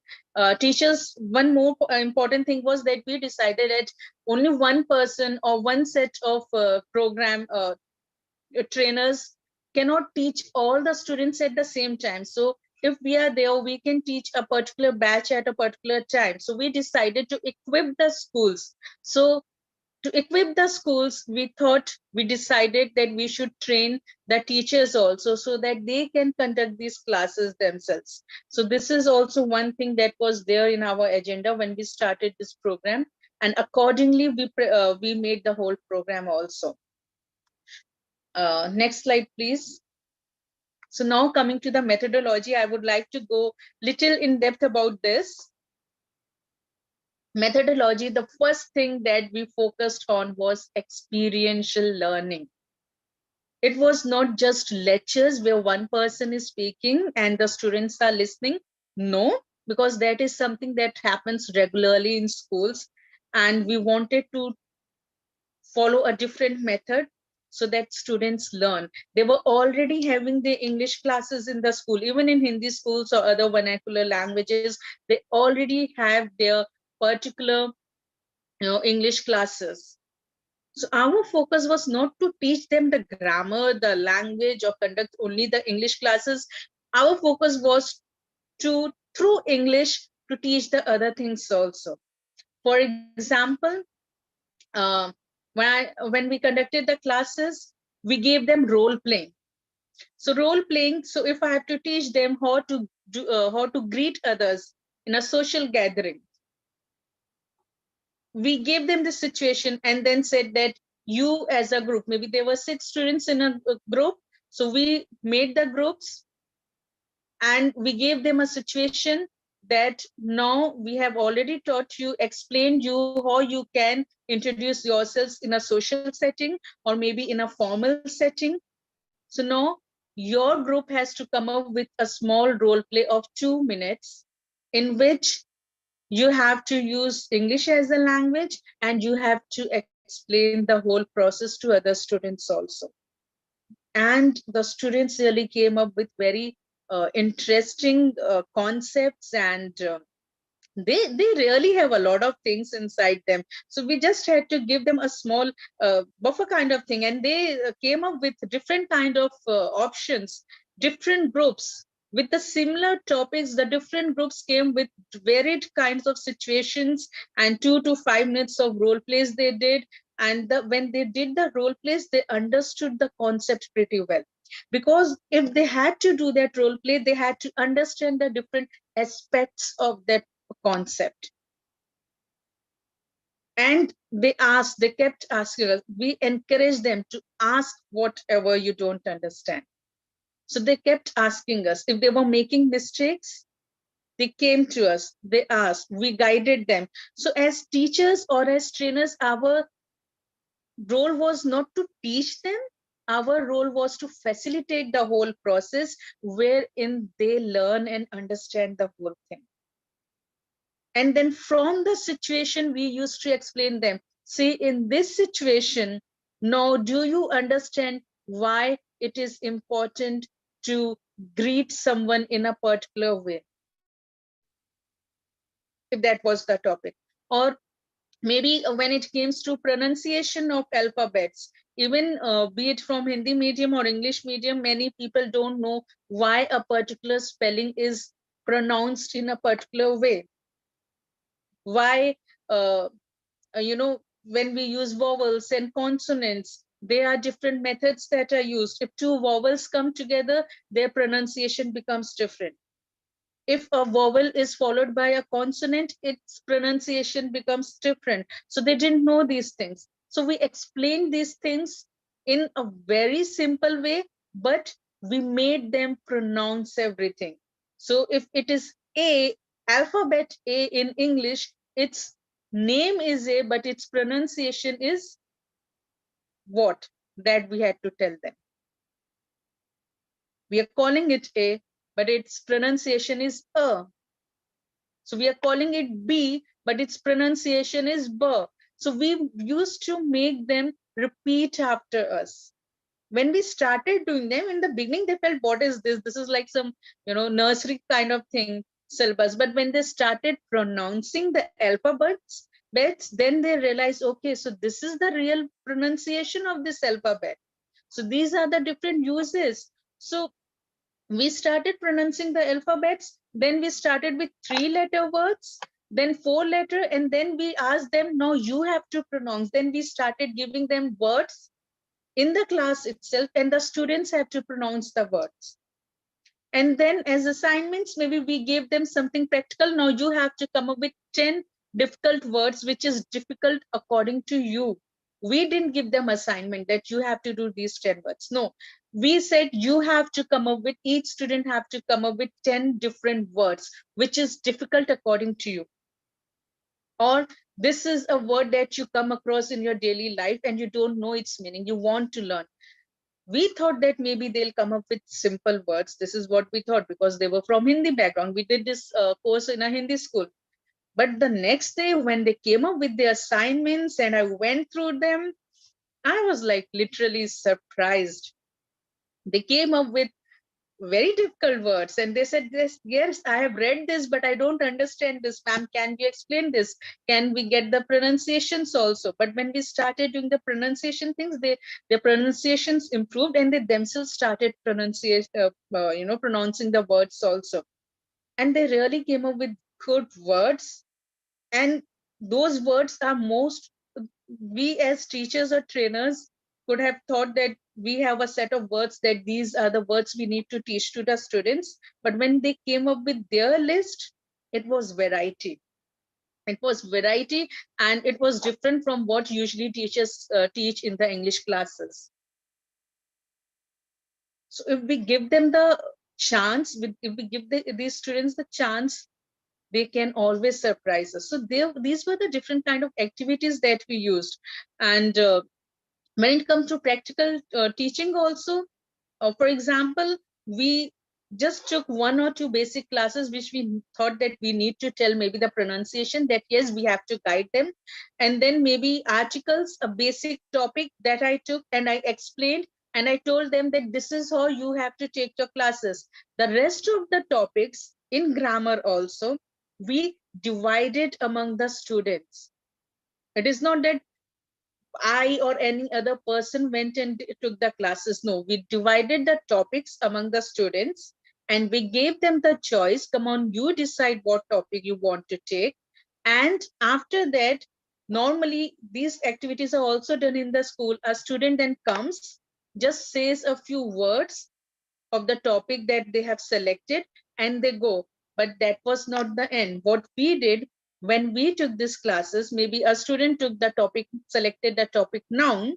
So we said, now you have explained noun. I said, now come on, ask your batchmates, what did they understand? Take their feedback. So they 1 or 2 might have repeated the same words that speaker of the day, the student might have explained. So I said, now I asked, then the next step used to be, what did you understand from the speaker, the student who is the speaker of the day? So when I'm saying speaker of the day is the student who was giving that presentation. So we also asked, what did you understand from this? Then that student used to again repeat the bookish words. Then we used to say, your friends are also repeating it.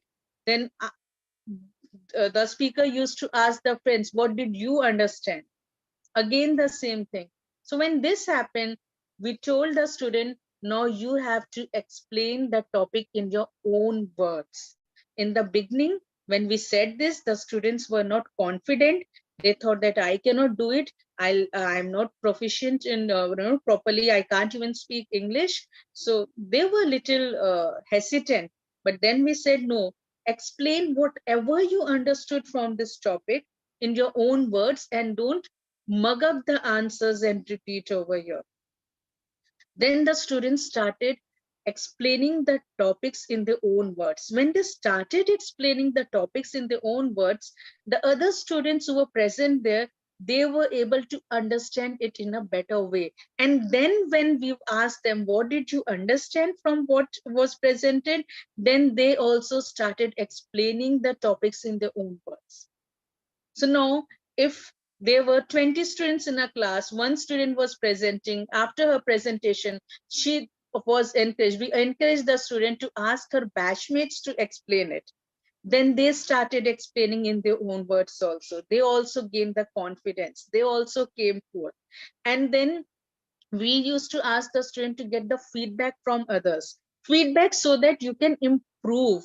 So when each and every student after the presentation started asking the others to explain in their own words, they started taking the feedbacks, they became more confident and they started taking feedback in a positive way that helped in building their confidence, that helped in building the analytical skills also, because we asked them now at the end of the session, you have to tell what were the shortcomings in your presentation.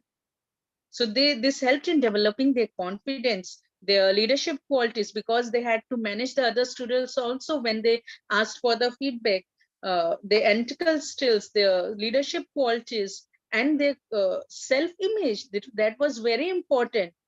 Self-esteem, self-confidence, self-image. They came out of their shell. And then the next time they were like, ma'am, I can take the other classes also. So this helped in actually building up their confidence. So we used experiential learning. There were many other methods that we use. These are just an example. If I start going into the details of the different type of things we used, it will take a long time, and I know we are short of time, so I'll move on to the other topics. So motto was, as I said, not to teach English, but through English we taught them other things also. So, and we did not stick only to English. So if they had we took topics from different subjects. For example, from science, if you have biology, if you have the digestive system, so a student was given the topic digestive system, and that student had to explain that in English. So in this way we included different subjects of the student, because after they come out of their school, it is not English only that they will be using. They will have to deal with other subjects also. So this ways they started explaining their topics in different subjects in English and in the beginning in Hindi also, so that they can get confident enough to actually come on the stage and explain things. The first part was to build that confidence so that they can come on the stage and say. So for that, it's okay even if you have to start with English, explain in your own words. So this ways, we did a lot of practical, classes with them, and student role as it is was to practice language, etiquettes, and skills learned. So we used different variety of things. And then every student was involved. So in most of the cases, 2-3 students are very outgoing or are good scorers. They usually come on the stage and do things. But in this, what we did was we made a list of all the students involved in it. And maybe if 5 students, they were told that tomorrow these 5 students have to come and give their presentations of 2 minutes each or 5 minutes each. So this ways we made sure that in the 3rd class, next batch of 5 students will come. After that, next batch 5 of. So after maybe we have 20 or 30, 40, 60, whatever students were in one batch. After one batch is complete, then again we will start with, we will restart with those students. So this ways we made sure that all the students were involved. in different activities. Apart from it, each class was little bit of theory also as per requirement and more of practical. Next slide, please.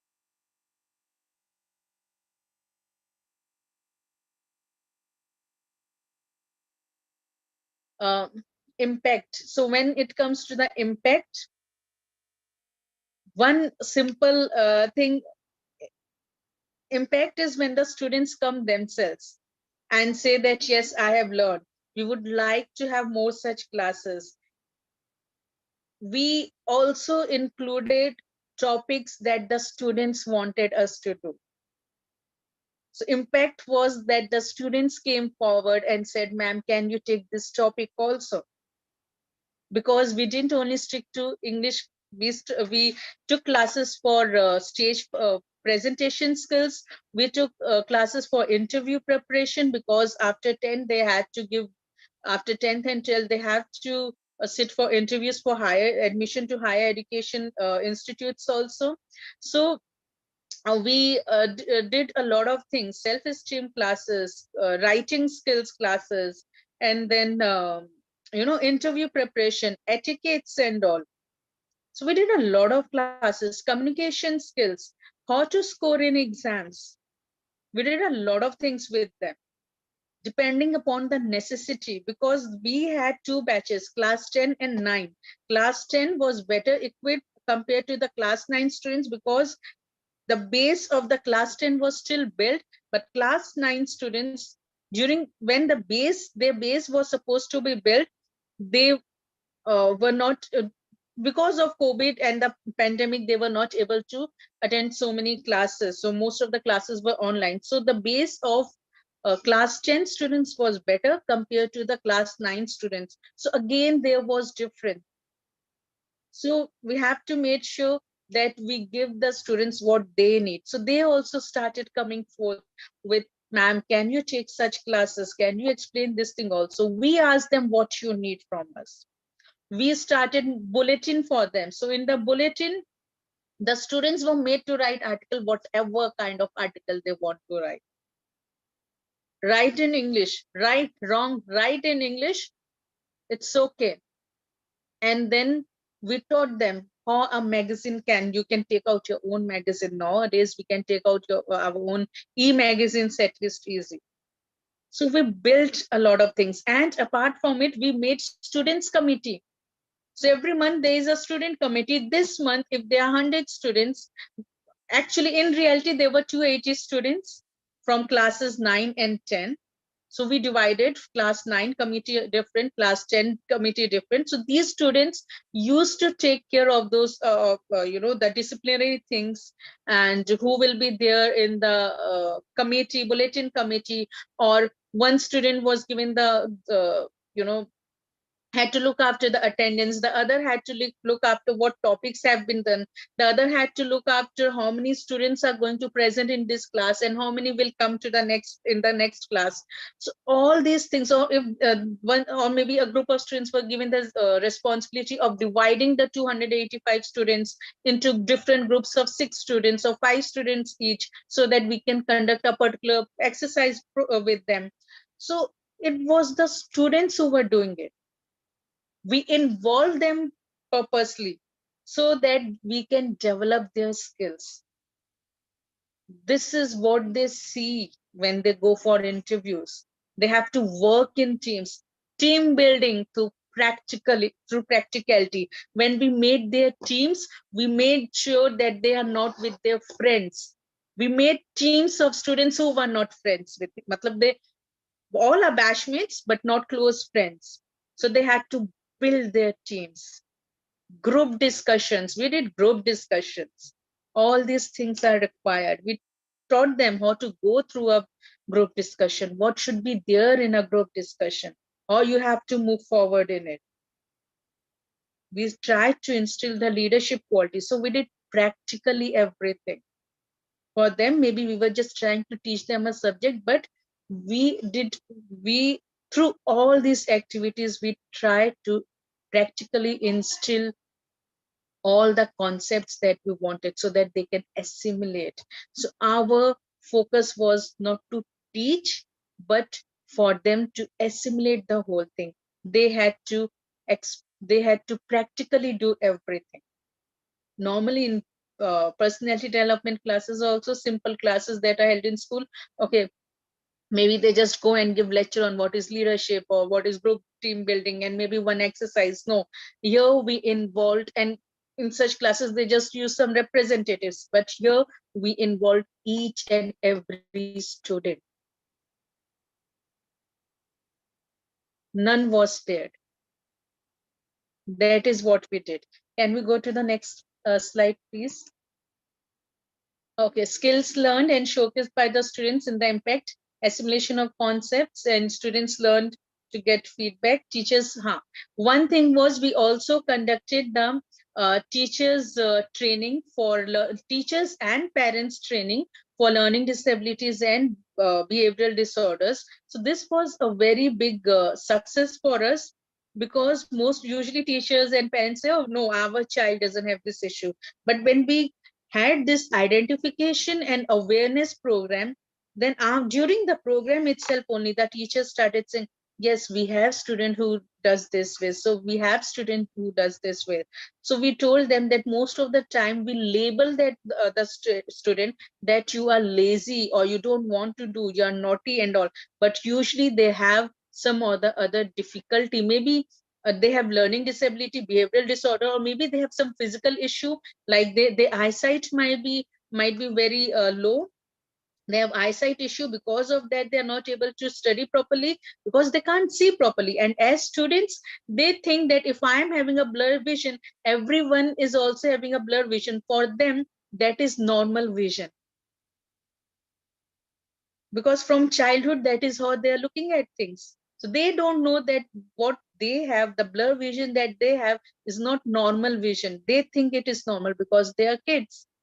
This is how they have been seeing the world since childhood.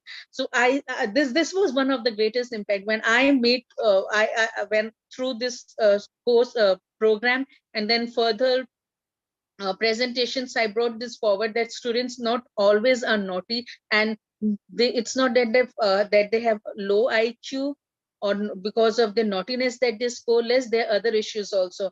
And in Bihar, then after this, in Bihar, they actually conducted a program in different schools where they got the eyes checked up of the students, and they said that yes, whatever I said about this came out to be true, because most of the students had eyesight issues, and the parents and the teachers didn't know, and they actually used to label the students with such thing that this child is, useless, is naughty, doesn't listen, doesn't study, and then so many other things. This in turn degrades a child, and the child either goes into a shell or becomes very aggressive.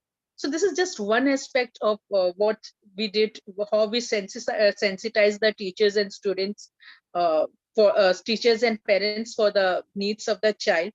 So they actually came up with this. In reality, these are the things. There are many other reasons because of which students actually score less or are not able to concentrate in their studies. So instead of labeling the kids, we need to go into the root cause of it and find out. It could be either low IQ, it could be either learning disabilities or behavioral disorder or relationship issues at home, or some social issues, maybe any environmental issue, or maybe any physical issue, like maybe they have eyesight, or maybe listening issue, anything, or audio issue. It could be any issue. We have to find out the real cause of it, and we have to work on that instead of labeling the child and spoiling that child's childhood.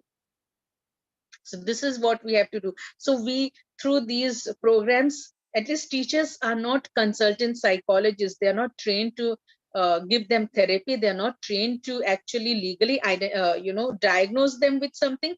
But teachers and parents can at least help in diagnosing those students. The further work can be taken up by specialists. So that diagnosis should be there, and parents and teachers should be little sensitive towards the needs of the kids, because they're very small, they are young, they are learning. We all are adults and we have our own issues. Just Imagine if they are kids, if their bodies, we can see their bodies grow, but the truth is they are also growing mentally and emotionally. They don't know many things. So for them, each, they are milestones. The milestones, like for the physical body, they have milestones for their emotional development also, for their mental developmental milestones also we have. So they are learning. So we need to be little patient and understanding instead of labeling them. So this sensitization we did, and it was really very helpful. Next slide, please.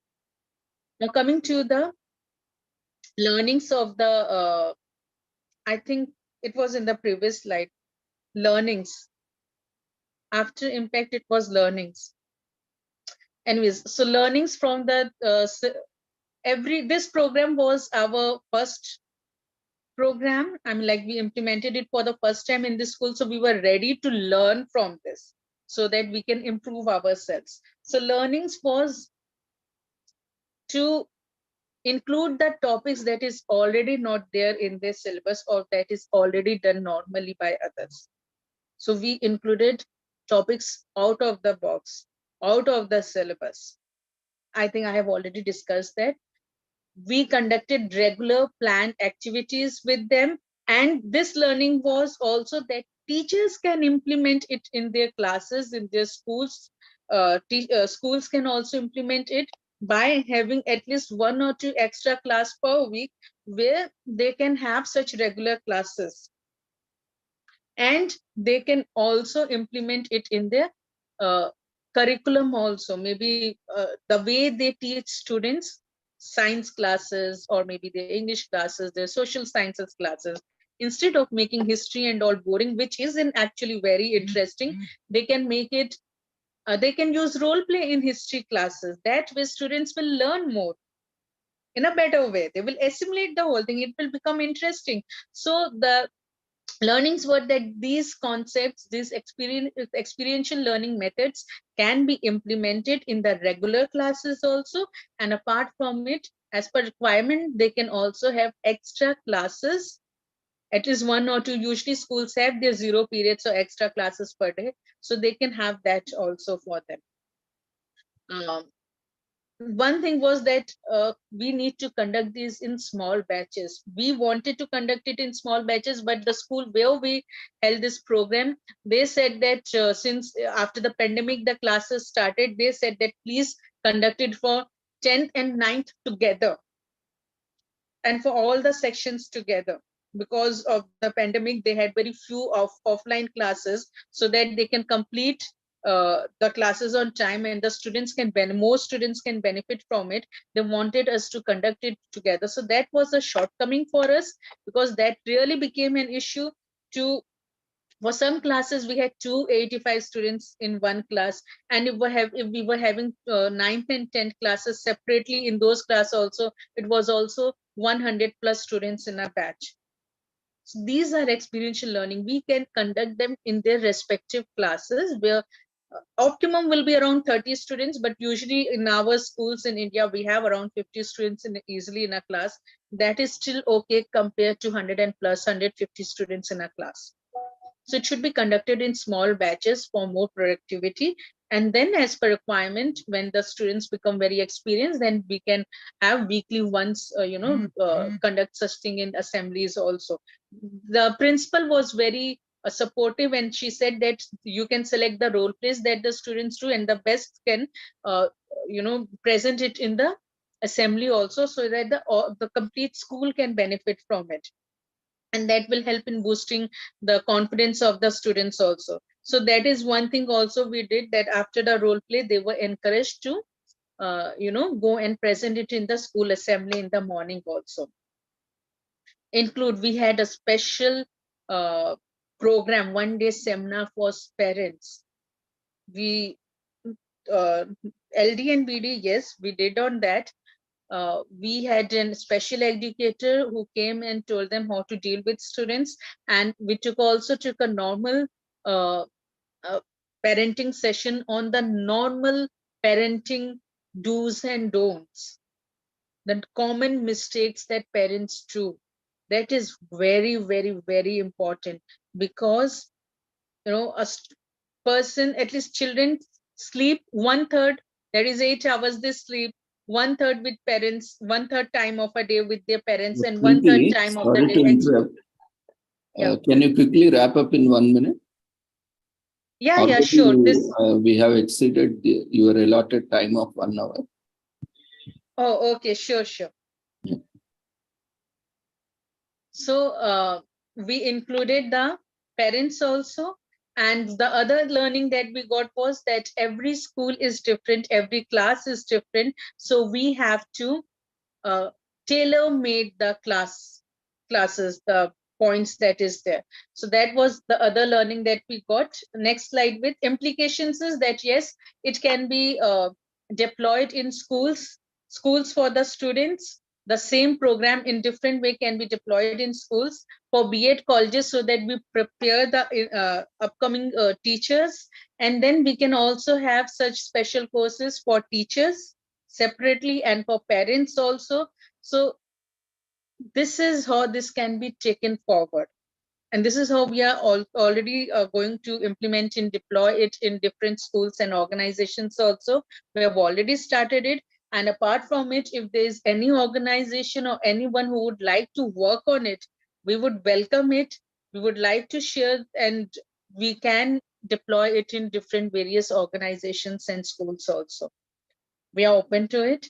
And that is all we have to say about this program. Thank you. Thank you, Shivra and Preeti, for your presentations. So we are not able to take up any queries as of now, but you can use chat box while the presenters will be there for some time, so that we can reply you on chat box. So the next presentation, and we congratulate both of you for your presentation. It was nice. But, we have a strict policy here on the platform that any kind of promotion or anything that has to be very much limited, that is very strictly followed. So that's why,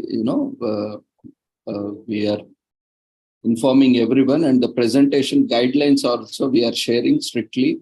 One has to adhere to that. That is a strict compliance from that, when we have a zero tolerance policy towards that. So that's why we request all the presenters to strictly adhere to the guidelines, because we want to have a platform we have created. We have put so much of our efforts and resources to create such a platform, to have a neutral platform. And everyone, whoever is joining, whoever is presenting, we want everyone to enhance the value of the platform, but not to degrade or not to deviate from the platform norms. So that is a main reason we also inform and very particular about that. There are various platforms, where we can do, and this is only one platform which is unique.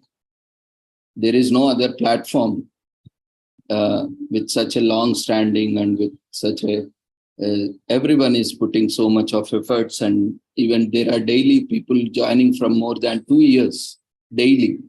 So we are giving our best time to, we are all following guidelines, and whoever is attending or presenting is expected to be adhering to the guidelines. So once you submit your registration form, it itself says in the last option that you are going to follow the instructions, rules and regulations, guidelines, and you are strictly adherent to that. So apart from that, this is not for just one speaker, but everyone on this platform who are coming in future. Also, we are very much clear, and it is open on the website, and it's applicable for everyone, including me also. I am not, even me also. For every presentation I make, I also register. So no one is exempted, including me. So don't feel or don't assume that you are exempted or I am exempted. Everyone should follow. That is the organization policy, and that is how we are able to run this awareness program from such a long time without any break, with consistent quality. So thank you. Kindly complete the formalities as required, because without completing formalities, we will not issue any certificates to anyone. So it is very strict. And first time it's okay, but then onwards, we don't encourage such things on this platform. So this is request for everyone on this, whoever is attending, because this is live on YouTube also. So this is also, many people are watching live on YouTube, live and also recorded sessions. So for everyone, we have been telling since when we have started this program, and we reiterate on this day, strictly follow the guidelines. If you are interested, if you are agreeing to the terms only, please join and attend and participate and present. If you are not agreeing to that, better stay away from the platform. There are 800 billion population. Not everyone comes onto any single platform. You cannot see any platform. So whoever likes, like-minded, keep joining. And our participation or presentation should strengthen our aims and objectives, not deter or not cause any inconvenience to the existing system or methodology. So we are happy whoever is willing to cooperate and adhere to the guidelines and instructions. We are also happy who are not okay with that and stay away from that. So thank you once again. Congratulations to Shurao and Preeti Sen. And without taking much time, we will move on to our next speaker. She is also waiting. Actually, we are ahead of almost 40 minutes.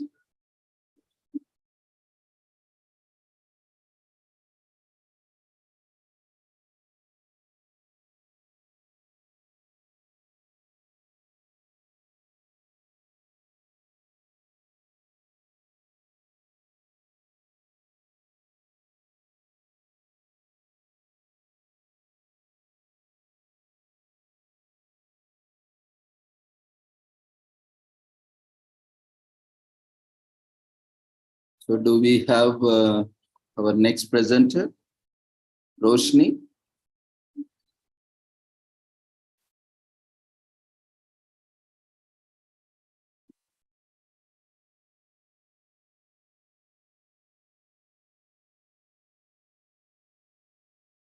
So we have our next presentation by Roshni Javier. She is the CEO, Change Institutes International. And she is success coach, credibility, expert member, ISTD, FKCCI, and she is ex-member of BNI. And she would be delivering her talk on diversity and inclusion.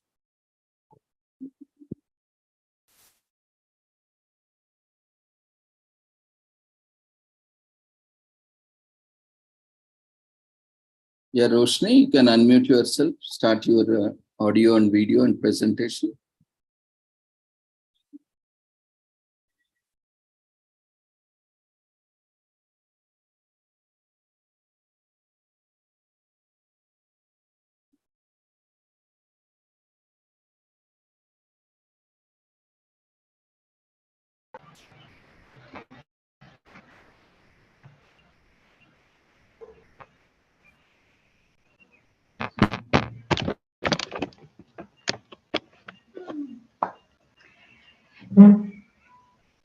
Good evening, everybody.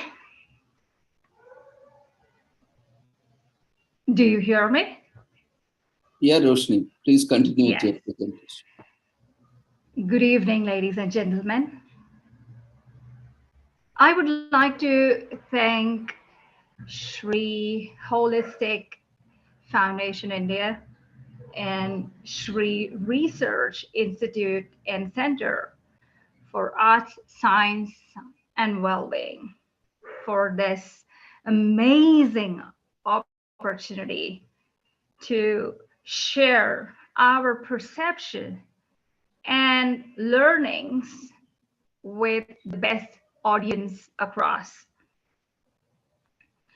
In fact, I would also like to thank Dr. Ravindran for accepting and processing this request, not to overlook the audience here for sparing some time on this late evening. Let me pick up threads from the previous presenters, where Mr. Shivrao stated smart homes, smart learning, smart programs, something that has evolved over time. And Dr. Ravindran's feedback on the earlier young presenter on sports of making it very important and known, letting people understand their outstanding opportunities in the area of sports. So what I see here that Dr. Ravindran was positioning and embracing diversity of every form of learning. So I take threads from here and start. Allow me to share with you a personal story that encapsulates the beauty of diversity and inclusion, both in educational and the workplace. My emphasis here is my personal story. As a young child, I had the privilege of growing up in a multicultural neighborhood. Every day, I walked to school alongside children from various ethnic backgrounds, each carrying a unique heritage and story with them. Not to forget my own, because I come from a cross-cultural family. Our classrooms were a vibrant tapestry of cultures, with students from different religions, communities, rituals, traditions. I was lucky to witness, experience, and learn. One particular memory stands out vividly in my mind. Our teacher, Miss Ruby, recognized the tremendous value of diversity and inclusion. She went beyond textbooks and encouraged each one of us to share our family traditions, beliefs, customs, rituals, and even mouth-watering dishes. Each week, a student had the opportunity to showcase their heritage through stories or dishes. And what we did was we anticipated this activity. We would listen attentively with wide-eyed fascination. Now that was at an education front. But as I grew older, I stepped into the world of work and I realized the impact of diversity and inclusion. I joined a company that valued different perspectives. And so, after working with top leaders from top Fortune 500 companies and and a journey with more than 10-15 colleges pan-India, right from Kashmir Presentation Convent to Coimbatore Venkateshwara Group of Institutions or Kamala Group of Institutions, Hyderabad. I had the opportunity to watch how inclusion could contribute to diversity and vice versa. Sir, would you be sharing the lights or shall I go ahead? Yeah, you can share from your end. No problem. Sir.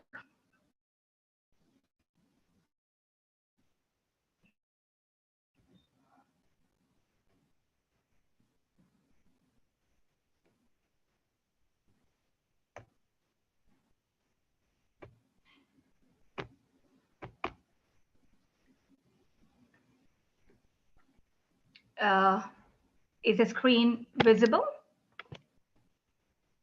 Not yet. Not yet. Is it now? You have to select share screen. Yes. Obviously. We have done that. Let me retry. Host disabled participant screen sharing. But you have been given co-host permissions, no?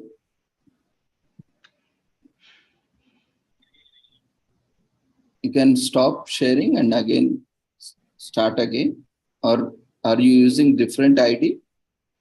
No, sir. I'm using just the same ID that I share with everybody. You can try once again. Yes, sir. It just says host disabled participant screening sharing. Okay, I will remove your permissions and grant you once again. Certainly.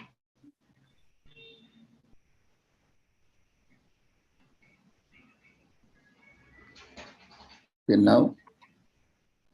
Let me try, sir. No, sir. Can you share the presentation that was shared with you, sir?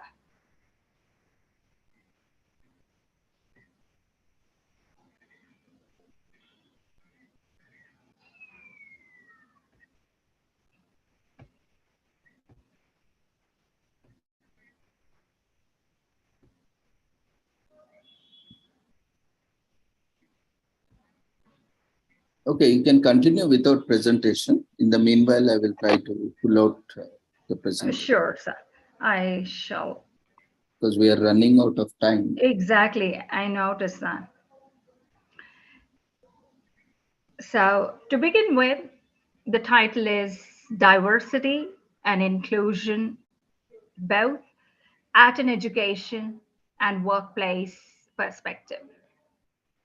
What we would run through is about comprehending diversity and inclusion, how it goes hand in hand, the consequences of not accepting diversity or operating in homogeneous environment. It could be families or workplace.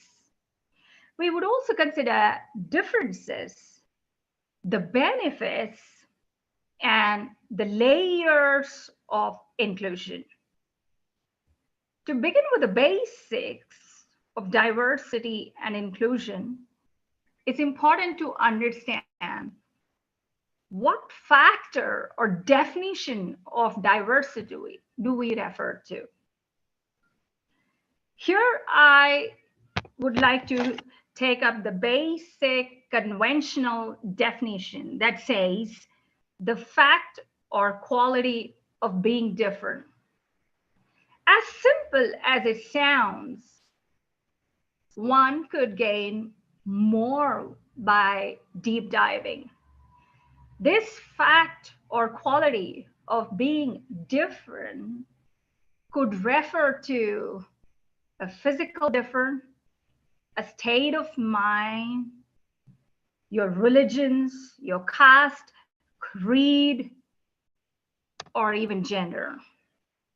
the uniqueness that each one of us bring, like psychology rightly defines, each individual or living organism is special and unique. On the other hand, when we talk about inclusion, inclusion is about welcoming diversity. Inclusion is about welcoming, developing, and advancing a diverse mix of individuals. And this definition was provided by Ellen Taff. I love the quote provided by our former CEO from PepsiCo. Indira Nui proceeds to state, if you can get the people excited about hearing diverse point of view, that's a step in the right direction. So we are talking about inclusion in terms of accepting, embracing, welcoming, and developing on the same. My definition to this would be, it is about making all people feel valued. Let's talk about a simple helping hand at home. By making the person feel valued, regardless of the community, religion, the outcome or the result provided in terms of being proactive is very immense. So inclusion is about making people feel valued. How do they go hand in hand? How does diversity work with inclusion? Diversity and inclusion go hand in hand because differences bring creativity and innovation. We often are said at schools or as freshers in colleges, or even as early job seekers, think out of the box. But how does this happen if I have rigidity or homogeneous population? Because we would breathe the same vocabulary, same communication styles, same set of thinking. But when we have people from different backgrounds, each opinion can provide a different or 360-degree process of thinking.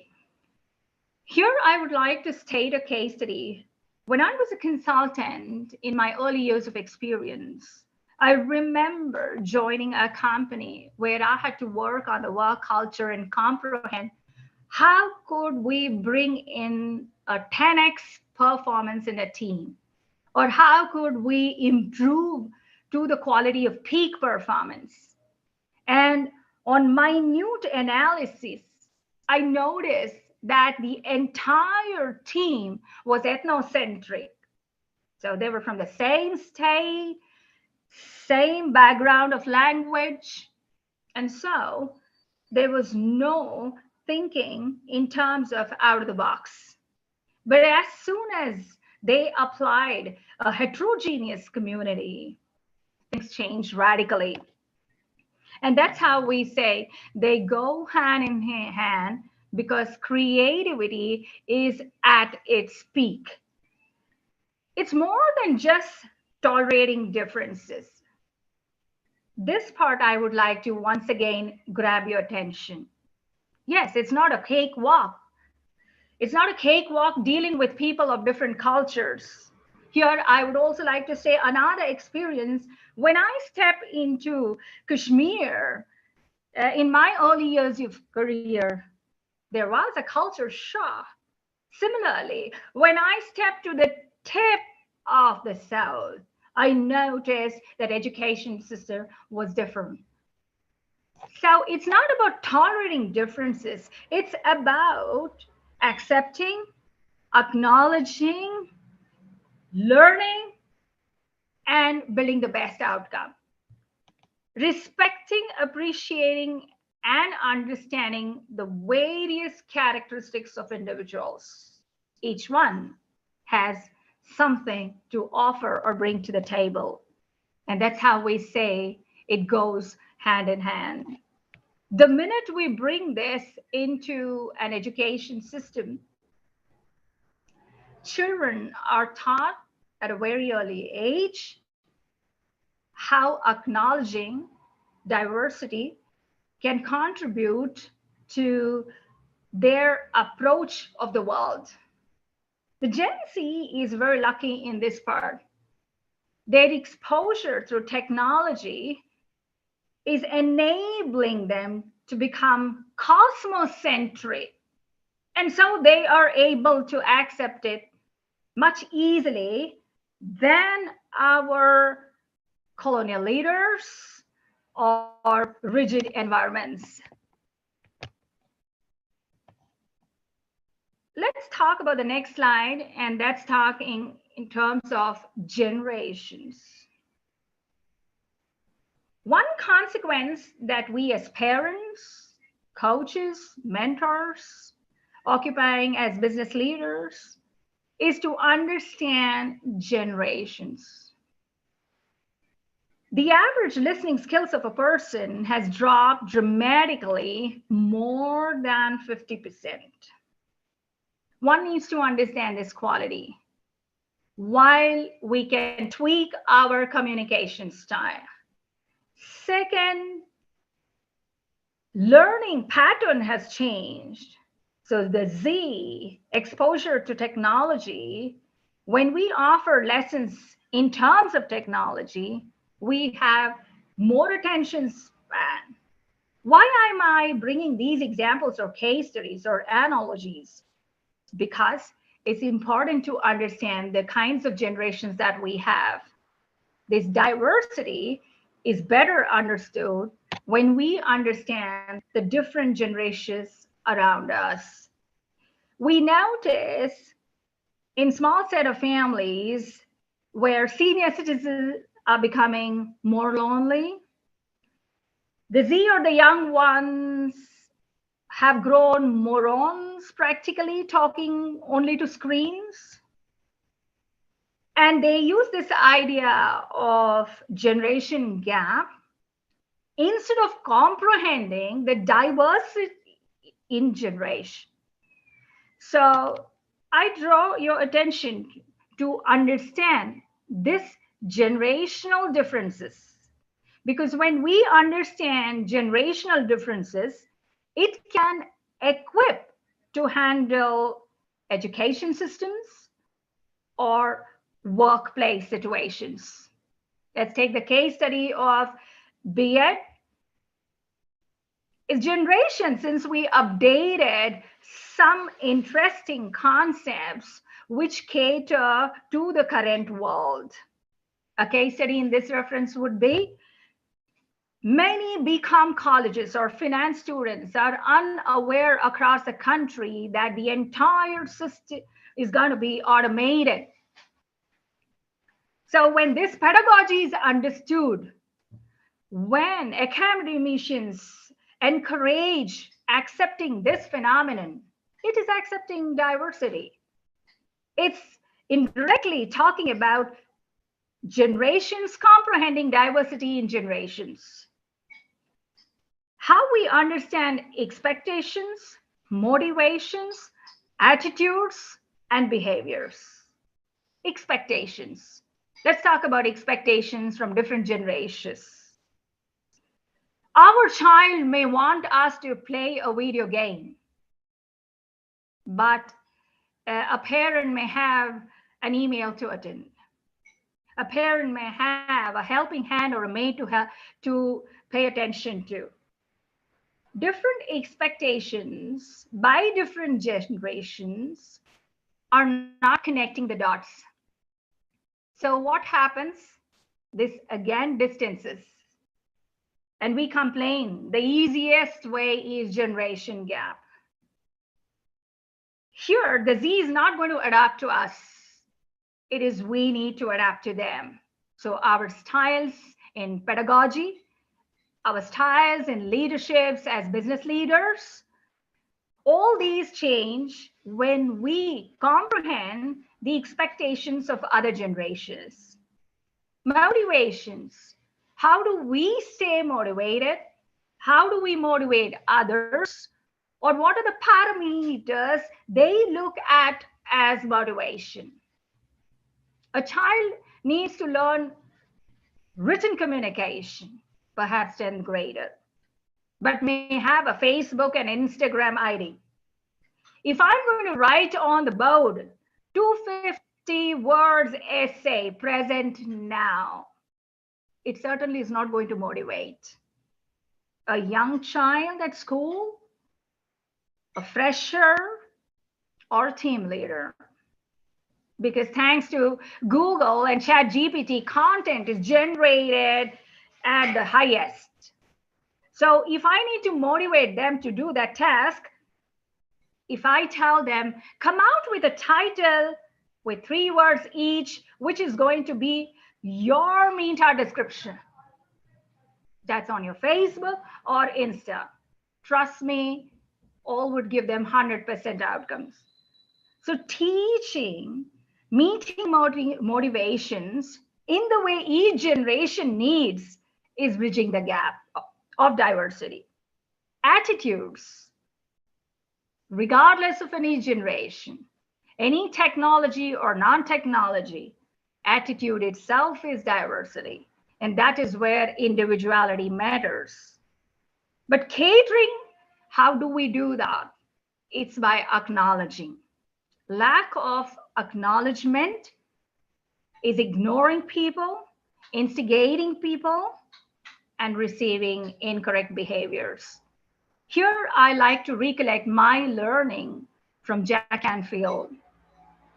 Events plus responses is equal to outcome.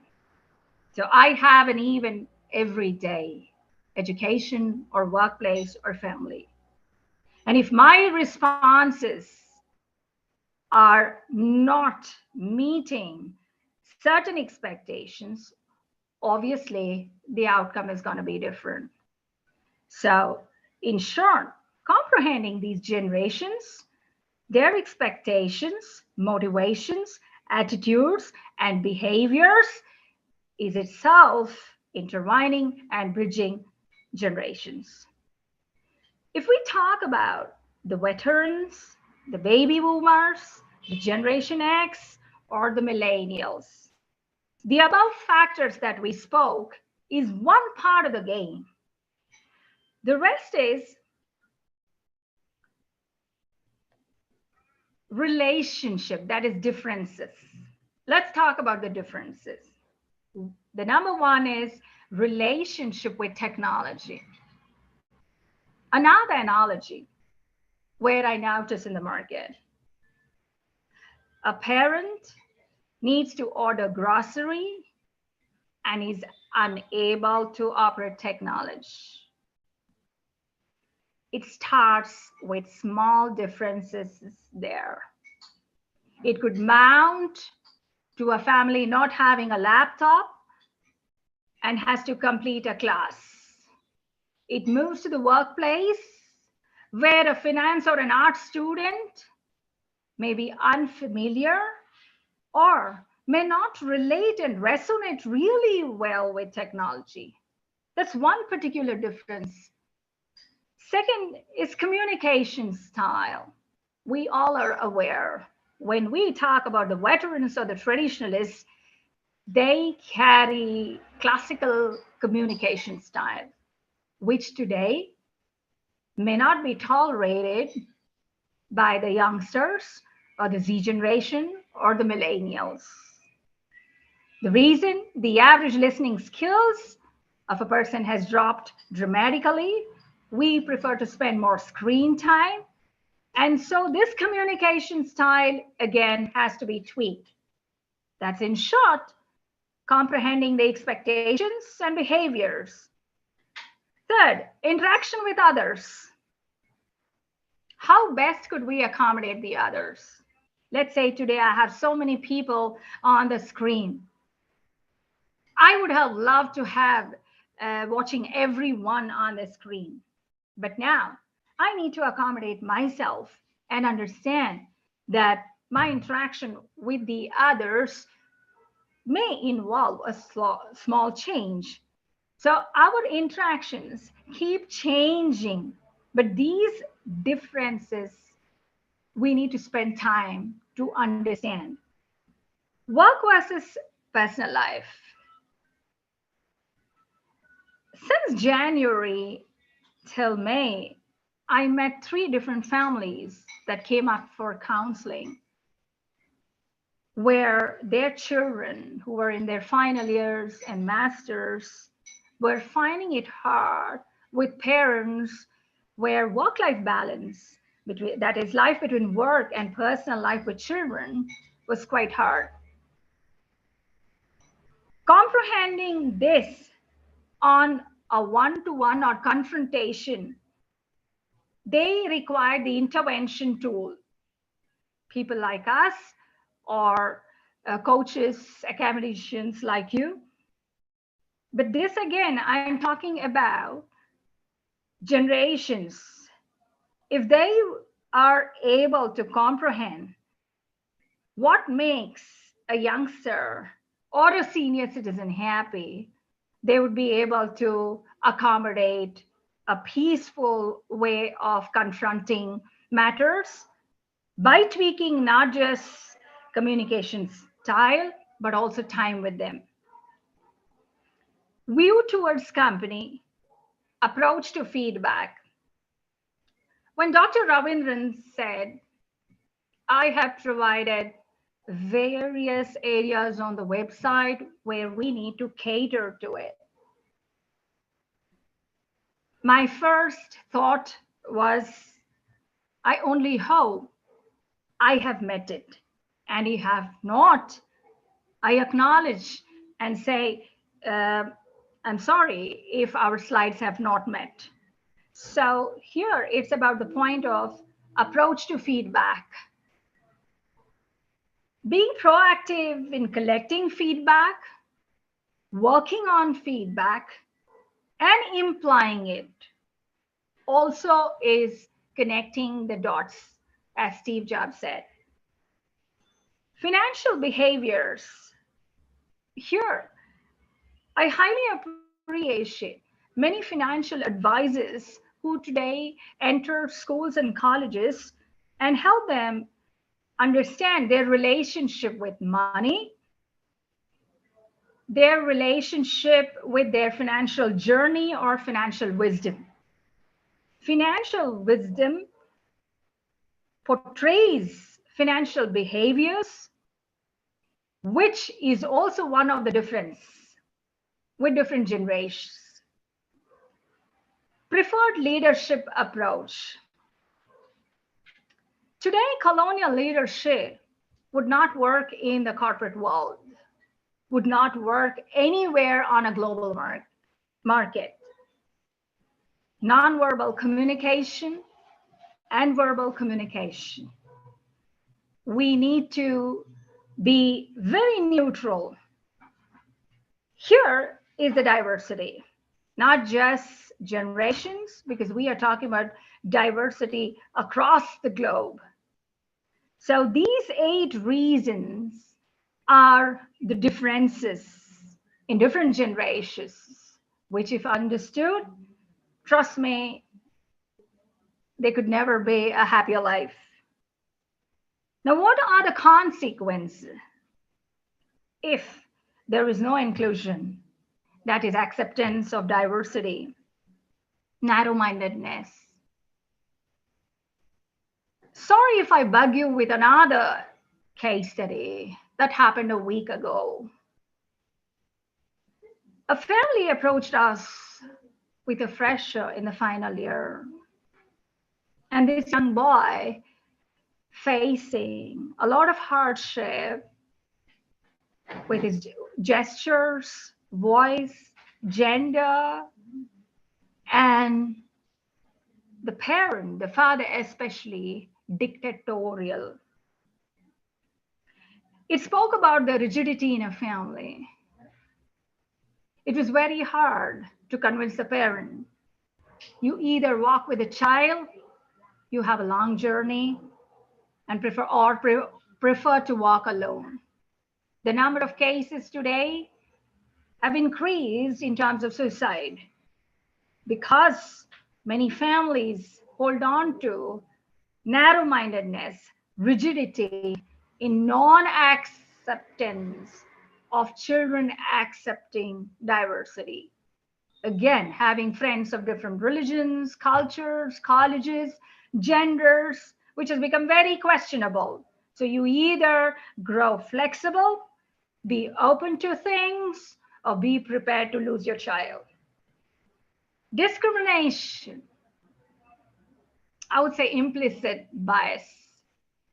Certain groups, certain companies, or certain families, we very clearly come up as coaches, mentors, leaders, or parents. In fact, even siblings, as discrimination. You go with X, you study in Y college, you get into Z company, it's not good. Instead of highlighting the learnings or perhaps rationality in their decisions, we discriminate. Strained relationships. These strained relationships are because of the reasons that I stated. It certainly damages productivity. If you step into my LinkedIn profile, you notice yesterday we shared a post where I had the opportunity to meet different teams. So when I go to different companies and colleges as a consultant, not just as a speaker, but working on 10x performance, we notice again, getting deep to the root of an employee or a fresher, we understand we are who we are because it starts from who we were taught to be. So this part of damaging productivity occurs because we are narrow-minded in our approach. Finally, the consequences, unhealthy work culture, unhealthy classrooms, where, let me be very open to you, while providing refresher training programs to many schools, I've noticed that there are certain teachers who grow personal in their remarks to students.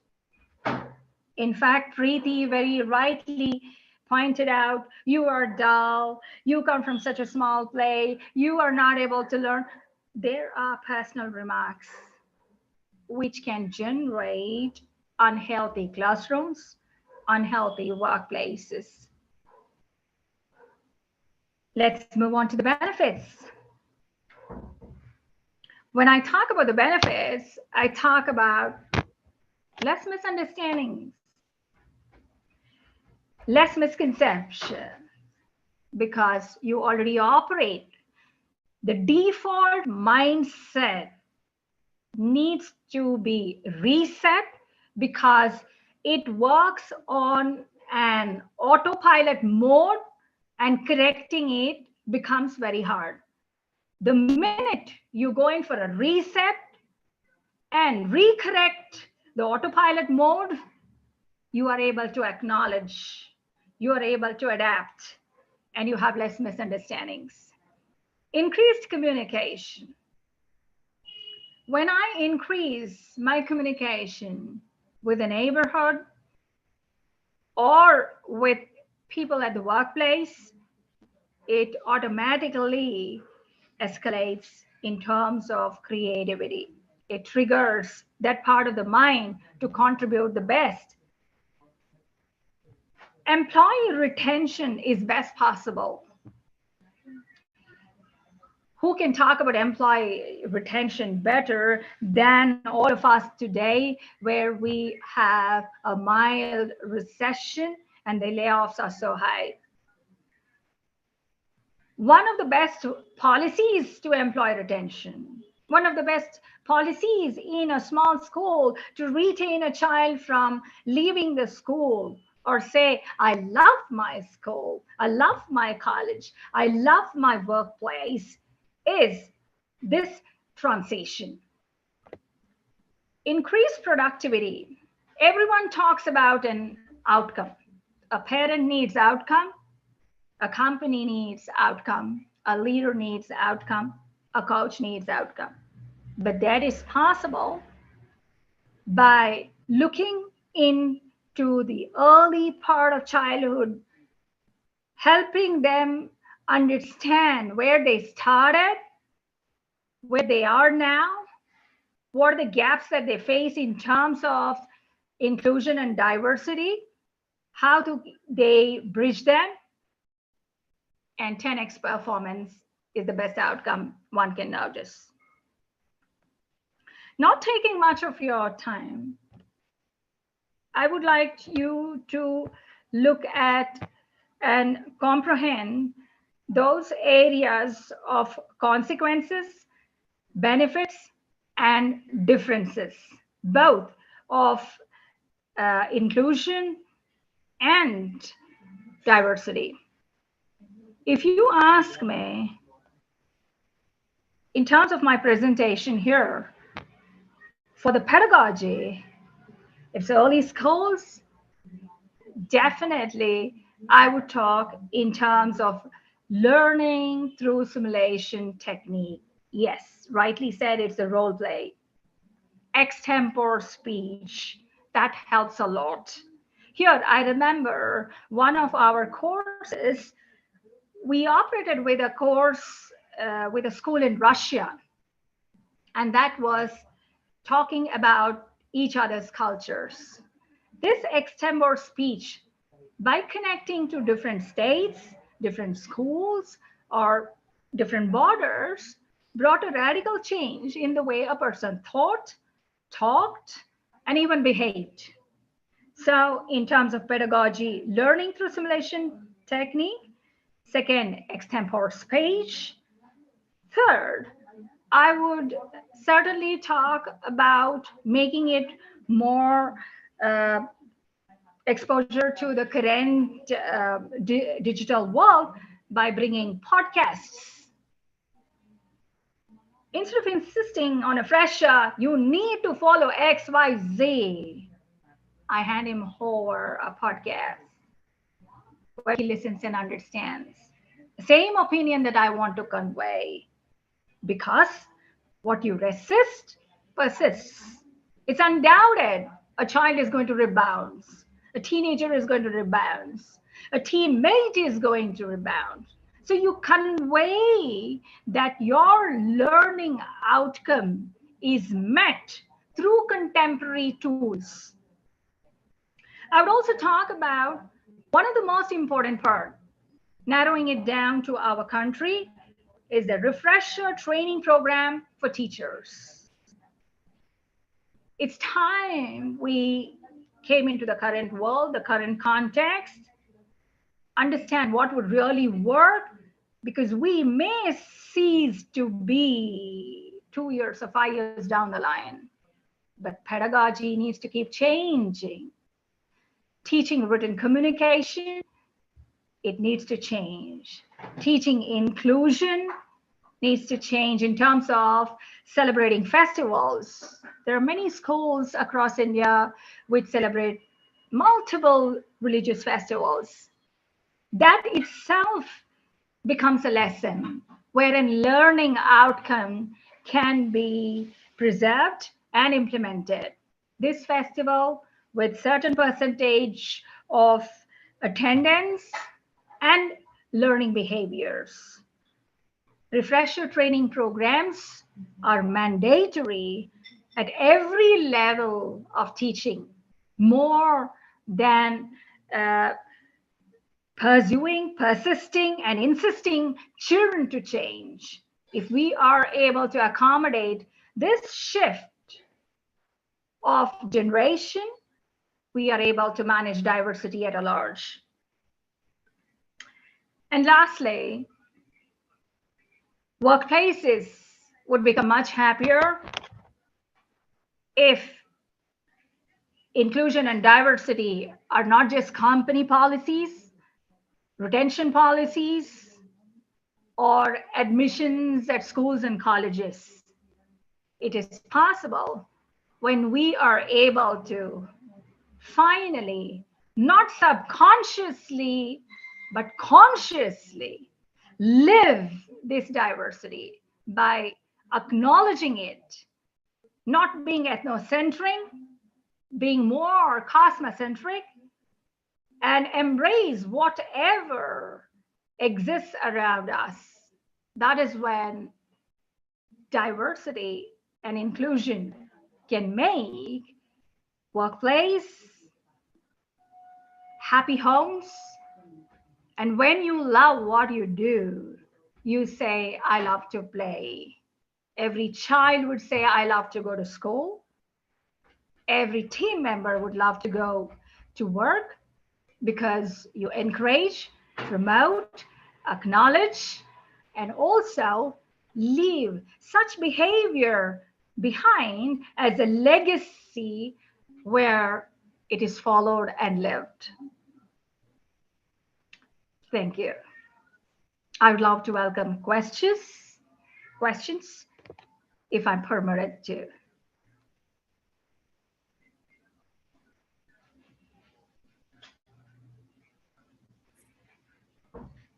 Okay, thank you, Roshni. Especially, this is quite common in India, where there is a rich diversity. Nowhere in the world, no country has such a diversity. Very true. So, when dealing with such a diverse population, or when having such a diverse communication, it is very much important to understand the nuances of this diversity. So true. So the richness of diversity, and everyone has their own, way of communication, True. way of presentation, and that is highly influenced by their culture, their upbringing, their environment. A lot of factors are there, and not everyone is equally fortunate to have the kind of education, the kind of socialization. That is also another factor. High exposure. These communication patterns, or the kind of presentation they make. Yes, definitely. Well, so I would just take 1 minute of yours. We did this program for RDT Anantapur. I think we did around 2 or 3 projects. We were so glad to meet children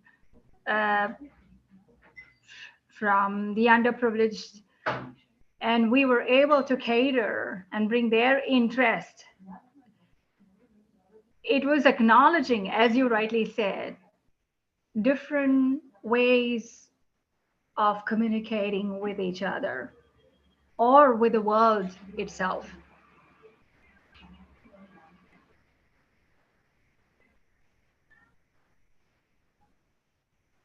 Yes, so it was very well presented. Thank you for joining us. So if you have any participants, if you have any queries, you can use the chat box to share queries. We'll be happy to address it, as other speakers are already waiting. So let's not take much more time. So congratulations. Thank you, for sir. your presentation, and we wish you all the success. Thank you very much, sir. And thank you all for being around. It was wonderful and a great learning from the early presenters. Thank you. We shall move on to our next presenter.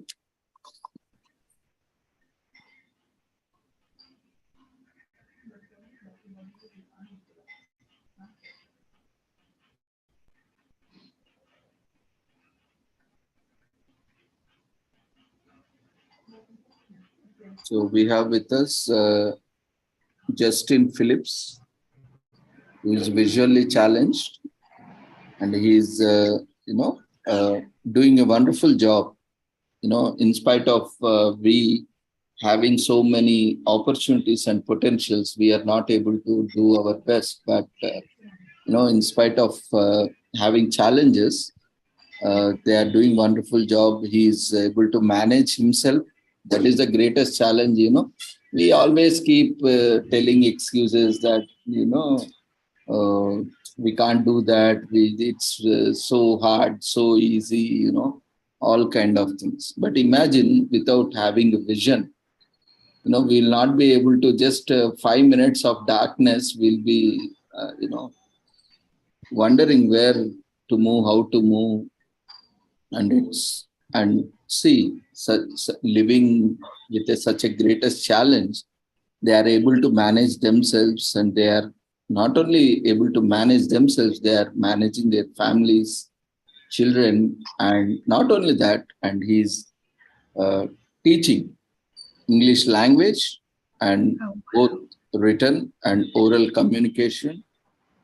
And he's also teaching that too, not for normal children, for the challenge children.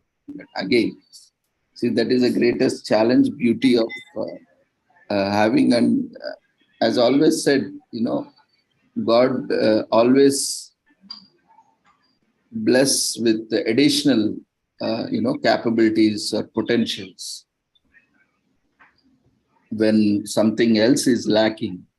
So we all need to get inspired and keep learning and motivated from them. I always see, whenever I see a challenged person, I see that they have a huge potential. Huge potential to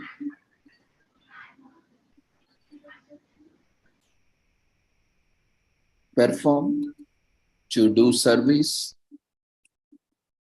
So we have, and he's contributing actively in the Rotary also. So let's welcome Justin for the session on don't agonize, be organized. So due to paucity of time, we will restrict our session. So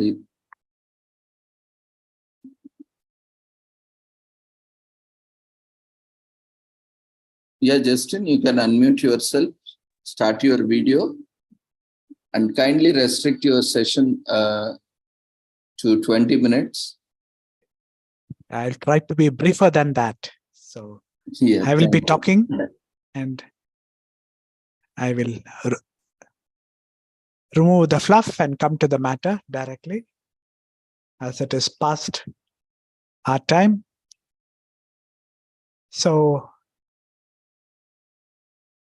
I have been reading this book, Getting Things Done by David Allen. It is the Bible for organizing our time and effort. So I just thought I would share a few pointers so that everybody can better organize their lives and take a few tips and implement it in their own lives. Particularly the youth, who have so many avenues to serve and get distracted. Time is the most essential one, which never will come back. So David Allen in his book talks about 5 stages that we go through. The first step is to capture ideas or incoming items. Every conversation or every activity you do generates some actions to be done or followed up or upon. So we need to write and capture these. These could be notes, emails, voice recordings, interesting advertisements, or a combination of all these, which will spawn a new idea. The second step is to clarify. So it is said that every day we come across 50,000 thoughts in our mind, and not all of them are useful. So at the end of the day, we have to sift through all these ideas that you have noted down. Some of them you have to discard them. Others you can delegate them to whoever is better equipped to handle it. Or you can file it for future reference. Some fine day it might come in handy. So this is the step of clarification. The third step is to organize. So here all your ideas, thoughts are clarified and categorized into a filing system. It can be a digital filing system on your desktop or laptop, or for letters and other correspondences, you can use physical filing system. So this is the third step. The fourth step is to review. So here we try to get the meaning out of all the actions that we have done. From Monday to Thursday, we may have gathered thousands of ideas. During the weekend, we can take some time out, maybe half an hour or 45 minutes, and go through all the areas of our life, be it tasks, projects, reference material, your email inbox, your WhatsApp chats, your SMSs, your notes on the phone or the computer, and remove and reorganize those that matter to you. Other than weekly review, you can also do a quarterly review, a monthly review, or even an annual review. December is a good time to take stock of your life, to see where you have been and to plot where you want to go. The final step, of course, is to engage, to do the actual task. Here you may get the good fortune of doing your own tasks, but very often you will get unplanned events, the things that you don't anticipate. Somebody, your colleague or your family member will come with unfinished or sudden tasks, and you have to put out the fire. If it is not planned or unplanned, then you need to redefine your tasks that are on your task list. So your tasks are individual actions, and projects are tasks that have 2 or more steps. So that is the definition of a project.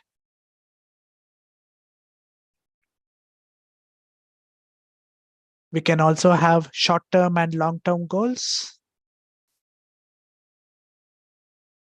And we can also have different focus of horizons, like a 1-year plan, a 2-year plan, or areas of focus based on work life, family life, hobbies, interests, service, spirituality, etc.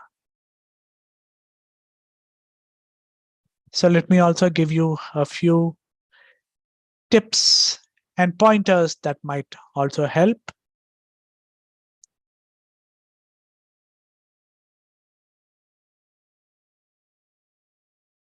One good tip I can give you is budget your time in the morning, audit your time in the evening. All of us keep a monthly budget about our finances. With the same enthusiasm, let us spend our time wisely. Time is money, time is energy.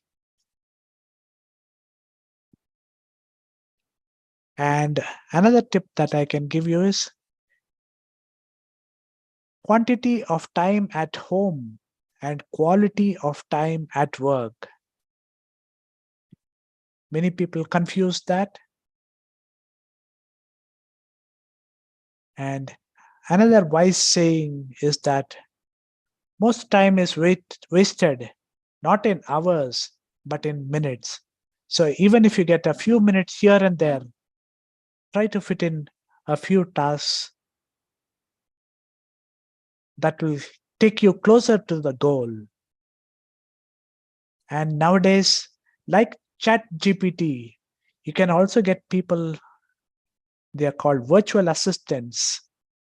So you can get them to do all your unpleasant tasks, and you can reserve your time for doing more fruitful tasks yourself. Your career is your best way to provide meaning in your life. Your family is the bedrock of stability, and friends and hobbies are the keystone in your relationship. So use your time wisely to grow, to heal, and to deal with it.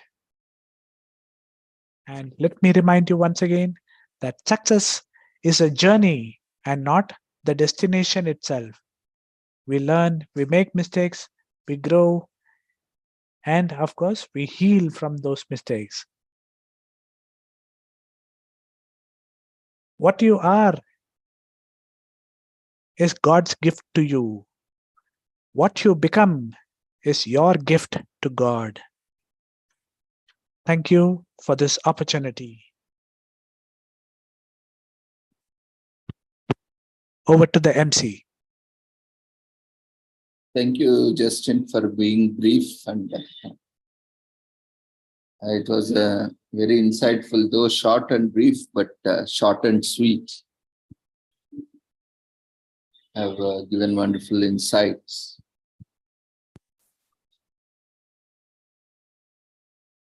Thank you once again for joining us today as well. And we wish you all the success and look forward for more sessions in future. Due to time paucity, we are not taking any queries now. So we'll move on to our next presenter. We have Virendra Kumar Thakurji.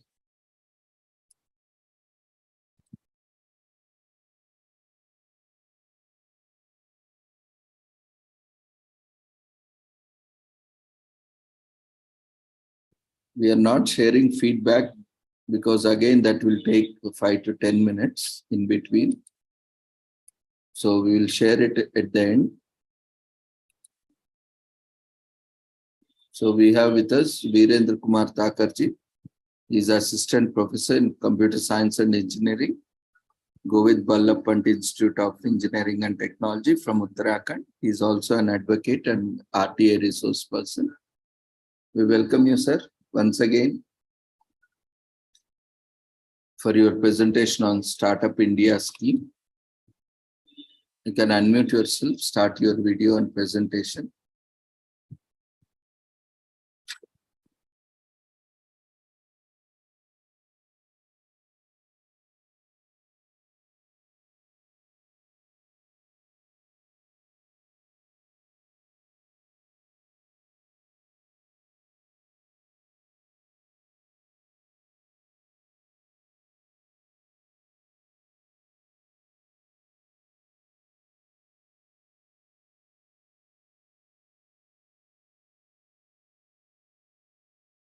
This is the last session. After this session, we'll be sharing the oral feedback form.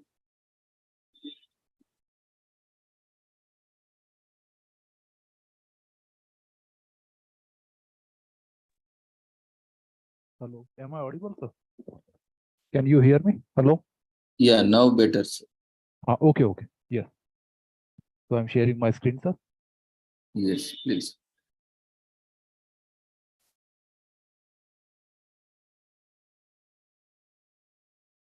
Good evening. Is my screen visible, sir? Yes, sir. Please continue. Okay.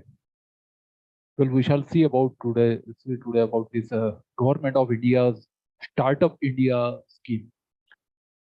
This scheme is designed to encourage entrepreneurship among young students or graduates who are just passing out and have some skills. So for encouraging skill, there is Skill India mission. And besides Skill India, after they pass out, because the government can't give jobs to everybody. And the best way is to get self-employed as well as give jobs to others. And the Startup India scheme has become very successful because there are more than 92,000, almost we can say 1,100,000 startups in India. And there are even more than 100 unicorns. Unicorns are having turnover more than 1 billion, that is more than 100 crore annual turnover. So some of them have been very successful also. So let us see briefly about this Startup India scheme and its main feature and how, say, young graduates or postgraduates or the students just passing out or have passed out few years before can start this. So Startup India scheme is an incubator, that is, they need more support. They are given some tax exemption, just like when a child is born, sometimes the incubation is needed in a hospital. So similarly, there are incubators and they provide all types of facilities needed for startups, accelerator, and leadership springboard for social entrepreneurs. These are generally the people who have got better left brain capabilities rather than right brain capabilities. That is, rather than being scientists or innovators, they have more commercial skills, that is, bringing together main machine, materials, and say manpower, and they can say get the work done from others and start new business. So through this scheme, the government works with early stage social entrepreneurs to launch ventures that create a deep impact, facilitate growth stage social entrepreneurs to create their models and drive large scale systematic change, and train and coach leaders for the sector who are as yet unrecognized and untapped. Before this, there was too much red tapeism and bureaucracy, and the ease of doing business was not there. There was so much, say, problems due to corruption that it was very difficult to start. In India, we already have district industry center at each district level, and even there are many schemes of financing from banks. But sometimes, particularly the young graduates, are not aware of these schemes, and therefore to encourage, the Startup India scheme was started to facilitate this. So the government of India's flagship program, Startup India, of course, another program was Skill India. So besides Skill India, this program was also launched. This aims to create a robust ecosystem for rostering startups and innovation in the nation. That is where there is something new, there is something that is usable for the, say, society. So for encouraging innovation and creative ideas, fostering long-term economic growth and creating significant employment possibilities, because they are then not dependent on the government, they generate their own revenue as well as give employment to others, maybe their classmates or juniors. And therefore, in all colleges, the Startup India scheme is being, particularly the graduating or the final year students, the scheme is being run. The government hopes that this effort will enable startups to develop via creativity and innovation. These young graduates are very creative and they also have some innovative skills, or maybe they pay royalty to others, and those who have good right brain capabilities, that is the scientists and innovators.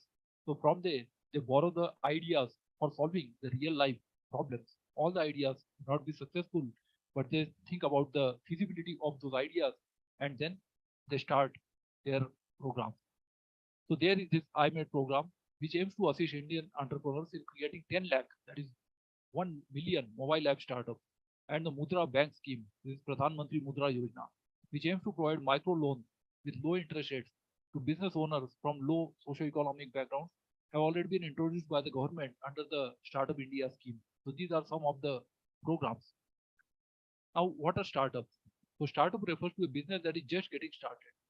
Startups are created by one or more business owners who decide to provide a good or service for which they feel there is a market. That means market potential has to be assessed. Maybe the project report has to be made. It could be any type of say legal status, that is maybe shop or establishment. It could be a firm, that is partnership firm, and 2 to 7 people, maybe company, private limited or public limited. So it could be having some different type of legal status as far as the business model is concerned. These businesses typically have large startup expenses and little income, because initially there are many expenses, maybe fixed expenses and recurring expenses. So they seek funding from several sources, including venture capitalists. Across 56 diverse sectors, the sectors having potential have been identified. The Department of Promotion of Industry and Internal Trade. So this has acknowledged startups. It is interesting to note that under the Startup India scheme, the number of startups increased from 471 in 2016 to 72,993 in 2022, and now as of February 2023, it had increased to 92,000. So now it is likely to touch 1 lakh, that is 100,000 in India. Let us see some highlights. So this scheme was launched on 16 January 2016. Concerned ministry, there is Ministry of Commerce and Industry. We classify the industries here as heavy industries, medium, small scale, and even micro industries, MSME sector we call it. Startup India scheme department is, there is Department of Promotion of Industry and Internal Trade. So there is a separate ministry and there is also a separate department. The benefits of this scheme: the investment pool for startups of 10,000 crores. So there is the investment pool. Reduction in the cost of registering a patent. So this protection of intellectual property rights. So this the scientists or innovators who have some creative ideas, so they have been given the protection for first 20 years. If they patent their design and disclose the details to the government, government maintains their secrecy and protects their intellectual capital, say property rights, so that the competition doesn't emerge for 20 years and they have exclusive, say, earning from that. Enhanced bankruptcy code. So this IBC has been introduced in interruption and this insolvency and bankruptcy code of 2016. So the older acts of 1909, that is Provincial Insolvency Act in India, that was in say Presidential Towns Insolvency Act, that was 1909, and Provincial Insolvency Act of 1920. So Presidential Insolvency Act was in Bombay, Madras, and Kolkata. Delhi was not the capital of India at that time, and then it became capital in 1911. And in the provinces, there was Provincial Insolvency Acts of 1920. Both these acts have been repealed, and now this new IBC, Insolvency and Bankruptcy Code of 2016, has come into effect.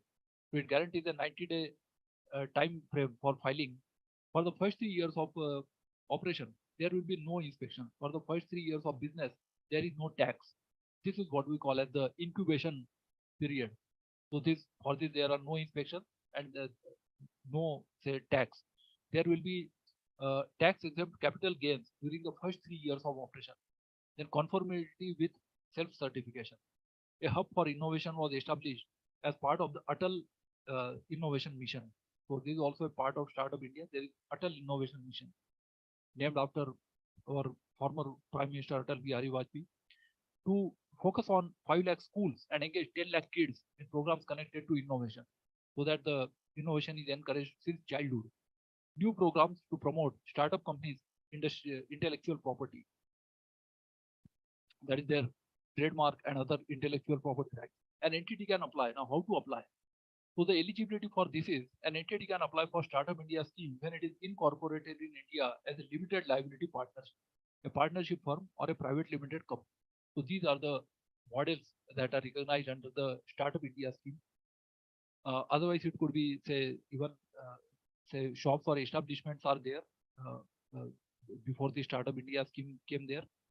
So there are partnership is more common because two or more than two persons can come together up to seven and they form a partnership deed that is registered and then a firm is established, or it could be a private limited company.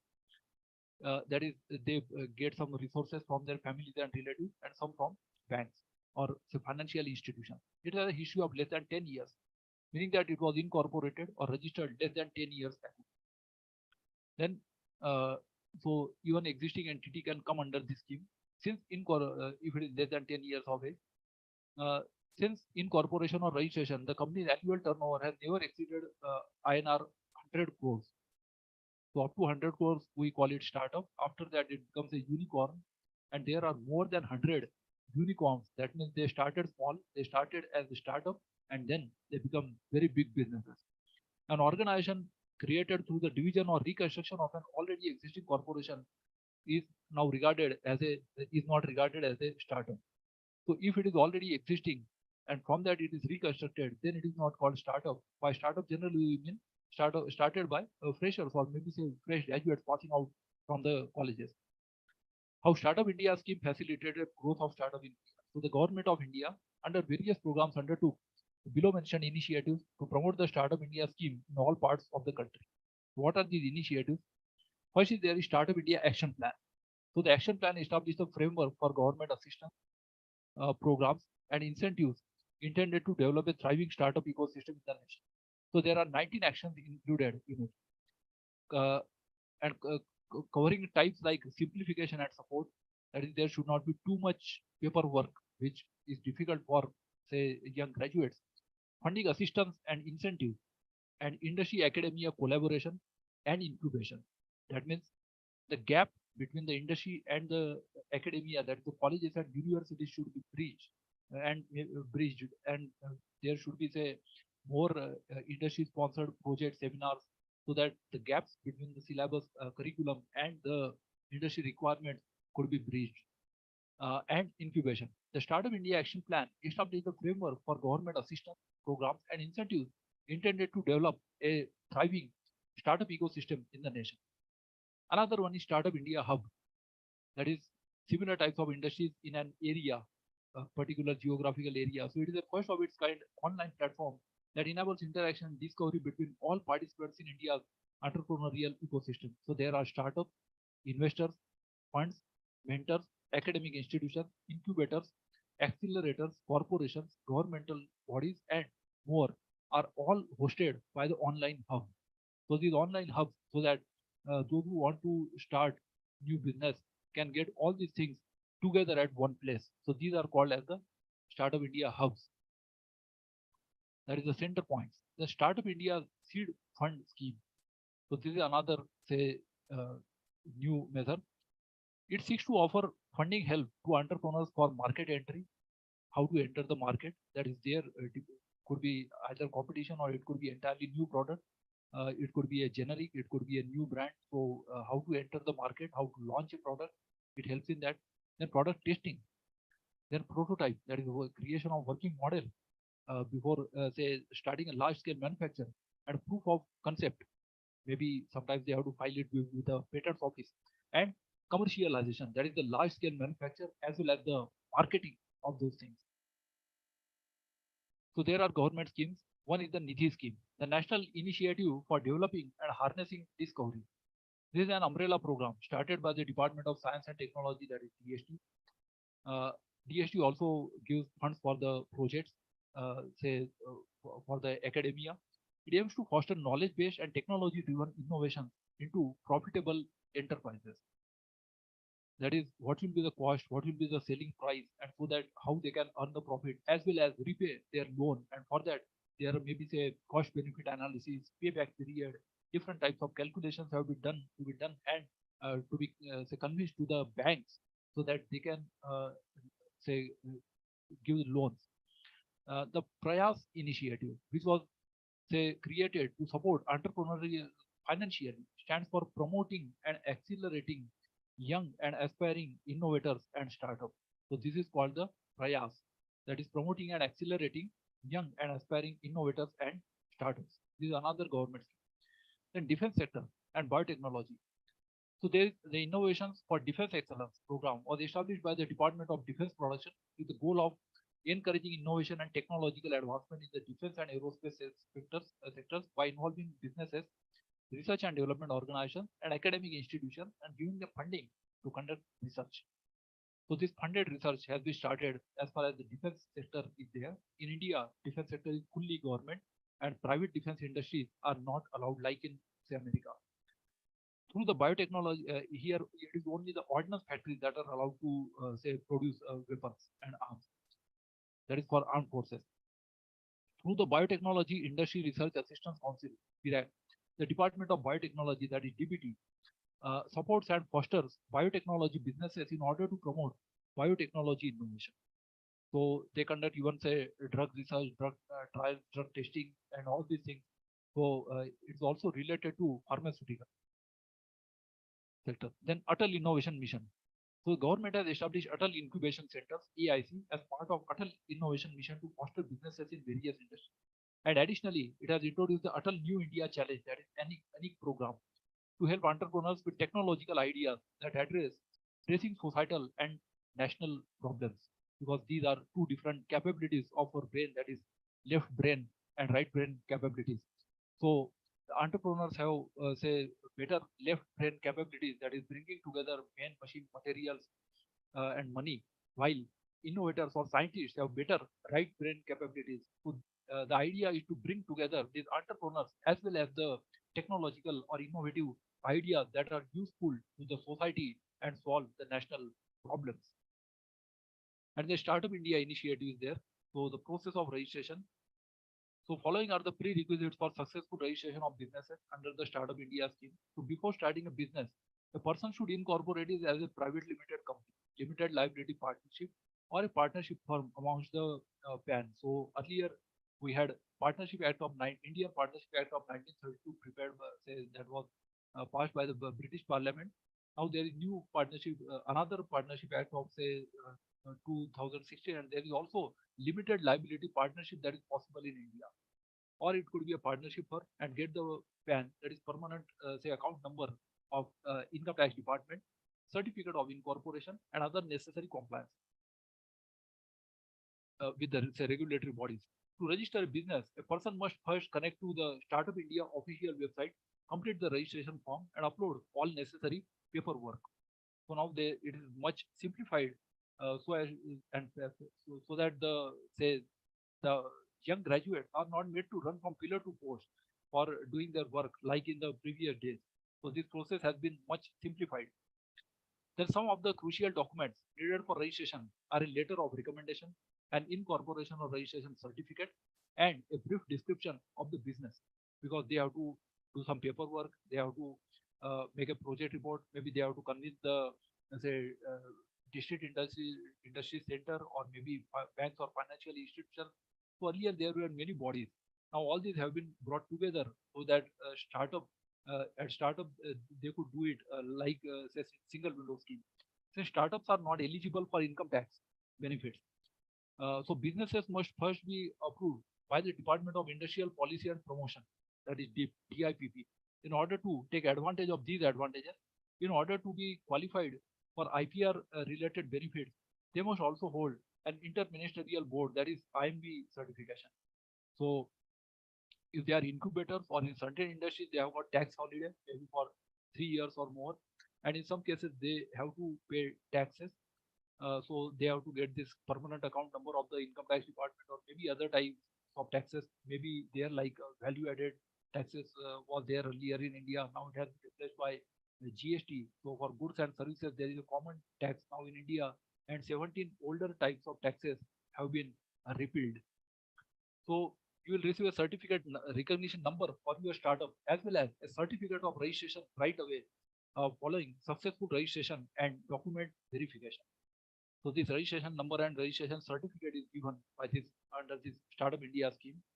So these are the process is too much simplified. So this is say in brief the details of this Startup India scheme that has become so successful in past 7 years in India, and the number of startups has increased drastically under this central scheme.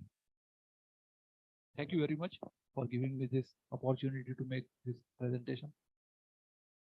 I would be glad to answer any questions.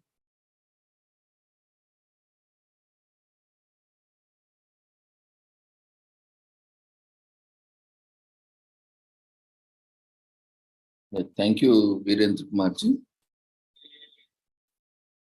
for providing insights into Startup India. Thank you, sir. If participants have any queries, we can quickly take one or two. And we have shared registration link. Those who have not registered for this conference have joined directly. You can register even now.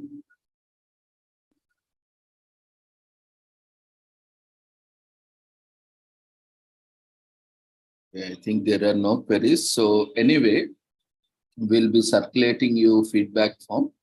So in that feedback also, you can give your feedback. If you have any queries, clarifications, you can also put across. We'll be happy to address. So congratulations, Virendra Kumarji, once again. We wish you all the success for your future endeavors and look forward for more sessions.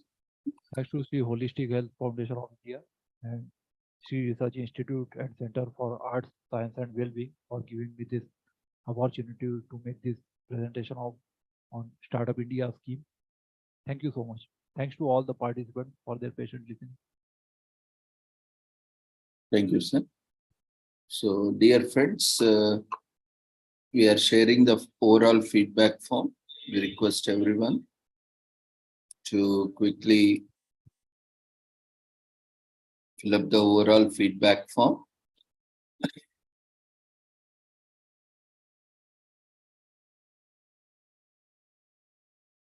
We'll also be sending you a feedback form through your registered email address, those who have registered.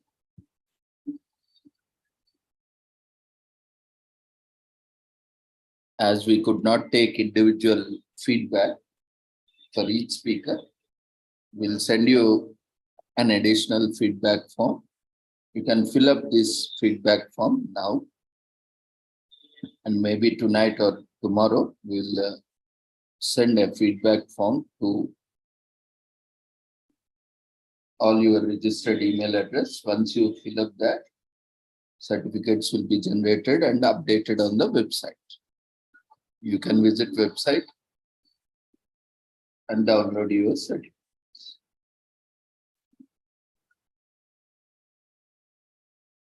For the presenters who have presented, kindly complete all the formalities.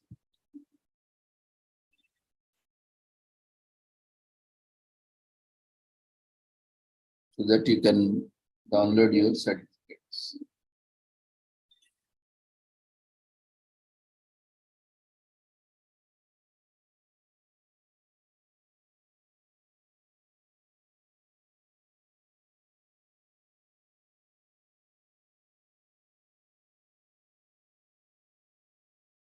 So I take this opportunity to express my heartfelt gratitude and thanks to all the speakers of yesterday and today's international conference. Yesterday we had presentations from Ravichandranji on employability skills and Mr. Justin on skill development.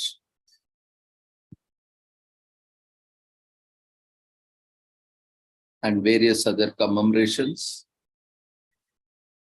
done yesterday. And today we had a session by Dr. Jayachandra K on skill development in space technologies and a paper presentation by Mr. Tim S. Babu, the crucial role of movement techniques in promoting optimal health, then followed by the next presentation by Shivaram Rao and Preeti Saini on Smart Skills Program for Youth Development then followed by next presentation by Roshni Javier on diversity and inclusion, followed by Mr. Justin Phillips on don't agonize, be organized, and concluding with the last session by Virendra Kumarji on Startup India scheme. So we thank each and everyone for joining us for this 2 days international conference, and hope every moment is learning. Every moment of the life we keep learning, and every moment is an opportunity to learn, to unlearn and relearn. So, as rightly said by the greatest skills that are required by the 21st century is learning, unlearning, and also relearn. Often we get struck by learning and we are unable to unlearn or relearn. That is the greatest disadvantage or disability many are facing. We need to adjust, adapt to the circumstances. We cannot assume everything. We need to understand, because things are changing fastly. Things are changing very quickly. So we need to understand, and we need to be consistent also. Often we see, if you are going on, keeping on changing, you will lose your own uniqueness. But it doesn't mean that you should not change. There should be consistent. There is nothing constant but a change. So change is inevitable. But at the same time, certain things will not change. See, suppose Dr. Ravindra will remain as a doctor. He will not become some Mr. X, Mr. Y, or Mr. Z. So certain basic things or certain basic qualities, certain basic characteristics remain same as a person. But what changes?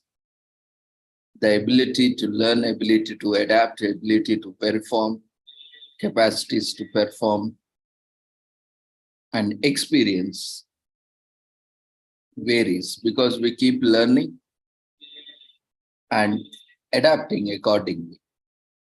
So these skills especially are very much essential in every walk and every field. You take any field, skills are required.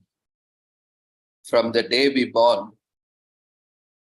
or from the moment we born, we need breathing skills. We need respiratory skills. If you don't breathe, what will happen?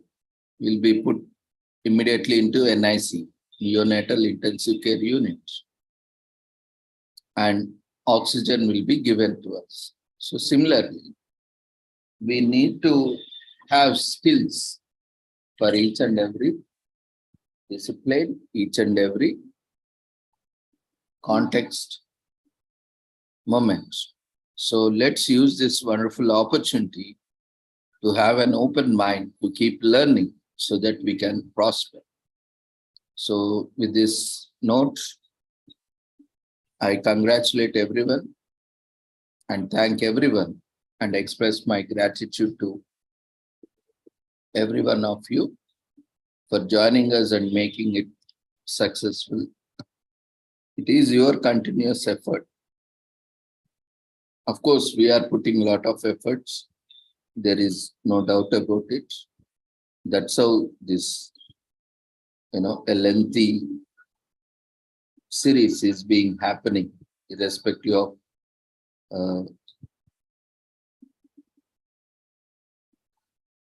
the context or the commemoration. We are doing it daily, consistently, in spite of we also have a lot of challenges like you all have. And especially we have a very unique challenge.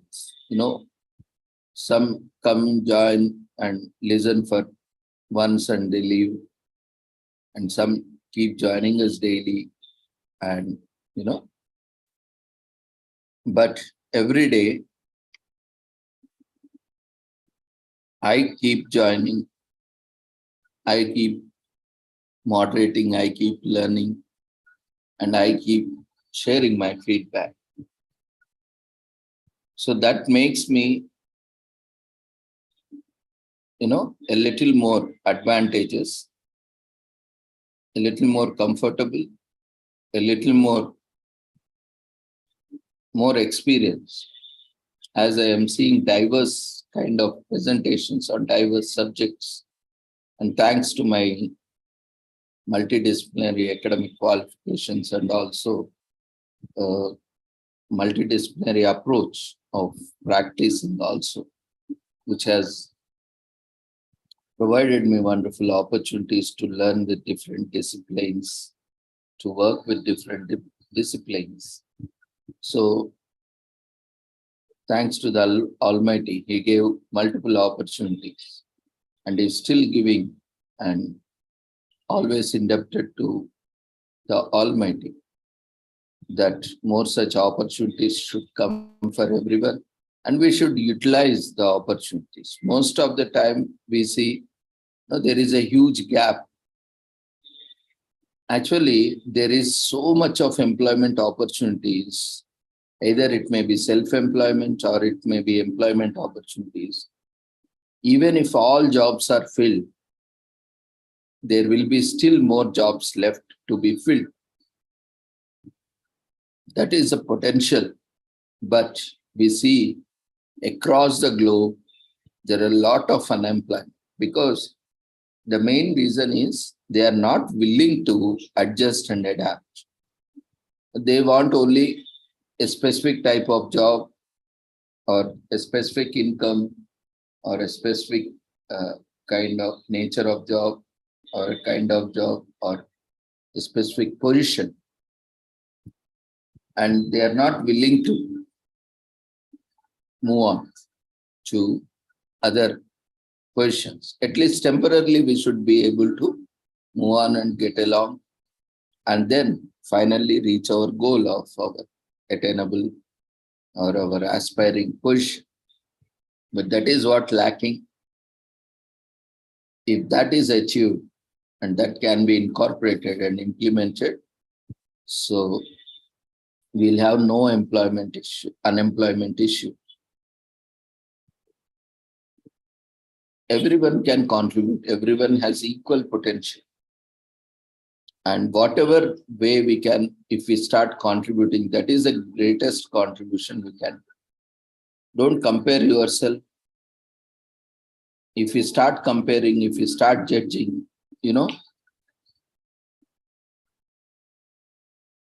we can see always the ones who are holding the power, the ones who are holding the authority, the ones who are holding the status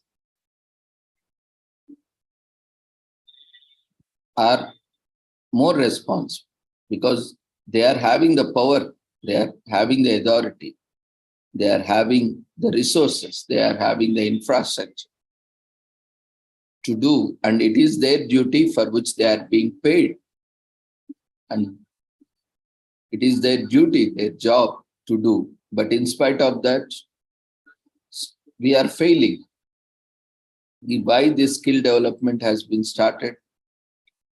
Because there is a huge gap of skills, even after getting qualified from various universities, institutions, colleges, schools.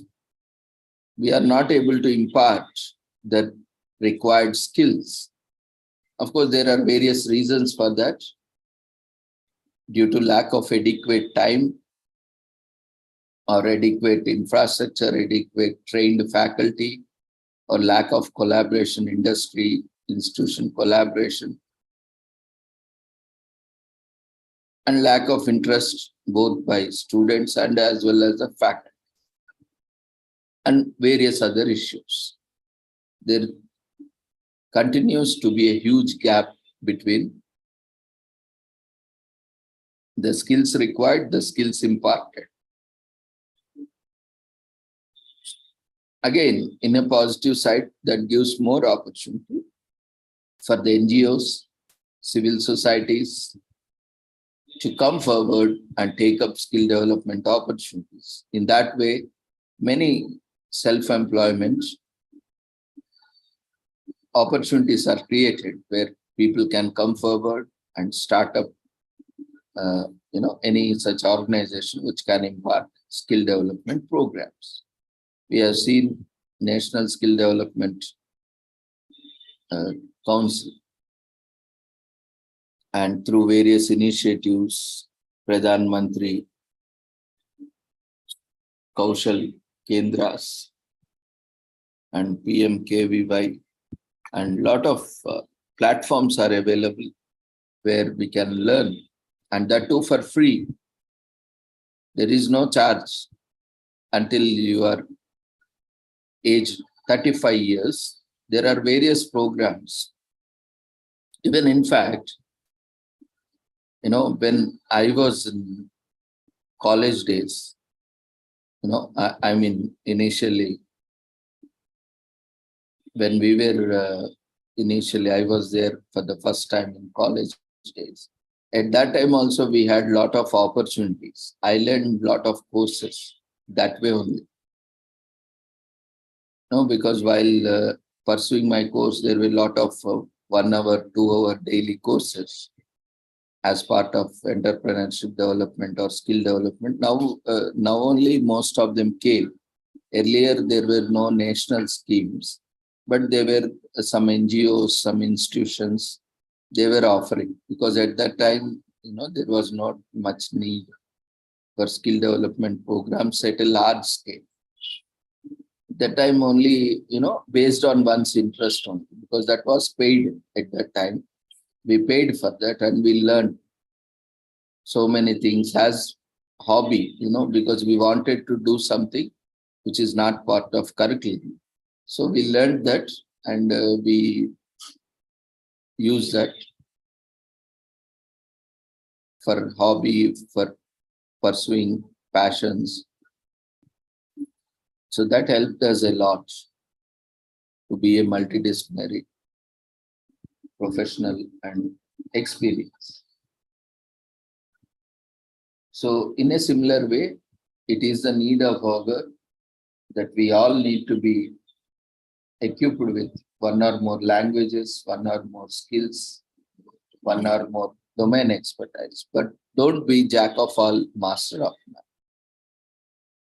You build up your expertise, domain expertise in one, if possible, another additional one, or even if you are more capable or if you think you can manage, you can also develop expertise in more domains. But make sure at least 1 or 2 domains you are very strong enough. If you are strong enough, that will help you to have a smooth journey. Many times we see many people are struggling that they don't have domain expertise and they keep moving here or there and they join number of courses, but they don't have practice, enough practice. So that's why they fail. They don't get in. Unfortunately, because we have varied skill sets, varied skill requirements. So many people are finding somewhere, it's not that everyone who is getting trained knows everything. Most of them, we see in industry, most of them, even 80%, more than 80% of them doesn't know everything. They know only what they have to do or what is required. So more emphasis is on learning the industry's requirements and you prepare according to the industry requirement. That is what required. don't pursue everything that is available in the market. Don't take up every course that is available in the market. You study what is industry looking for, and you try to fill that gap. When you try to address that gap and fill that gap, you are the ones who are going to get employed, get hired, get sold immediately. That is what required. Understanding the requirements and understanding your aptitude. Of course, there are a lot of requirements, but whether you are interested or not, whether you like it or not, that makes the difference. If you like it, you will enjoy. You like it, you will work like a donkey. Still, you will never feel that you are stressed, you are bored. But if you don't like, even if they treat you as a king also, or a queen also, you will feel so much stress. So that's why it is also important, based on your interest, based on your likes, based on your aptitude and preferences, choose any job, any profession, any discipline where you will enjoy working with, and you will give your best there. That is only secret or success mantra, where some people are excelling in their own field, discipline, because they don't have regret, they don't have disappointment,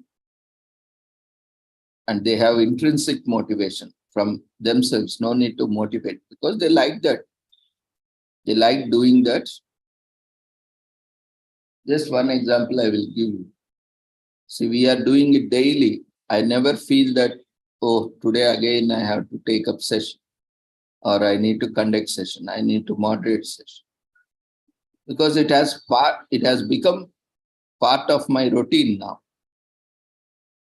It has become part of my schedule now. If I don't conduct, I feel like I have missed out something for this day. So that is what habit formation we talk about. You know, when we do it continuously, that becomes part of your habit. Now, whenever there is many people keep asking how you will do so many events, so many daily, that you don't feel bored, you don't feel demotivated, you don't feel stressed, you don't feel tired, all these things. But I tell, that has already become part of my schedule. It's work, part of my day itself.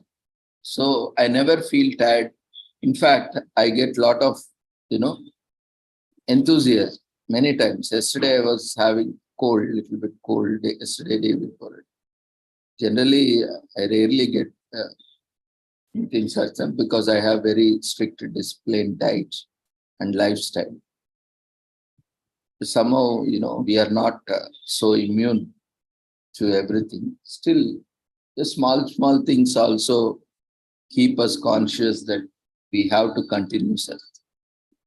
But many times I'm sharing, because of the skill I have developed, in spite of what kind of things are happening with me or around. But by the time when I have to conduct, the universe paves the way, and I'm able to conduct smoothly without any major issues. So in such way, if there is a will, there is a way. That's why we say, there is a saying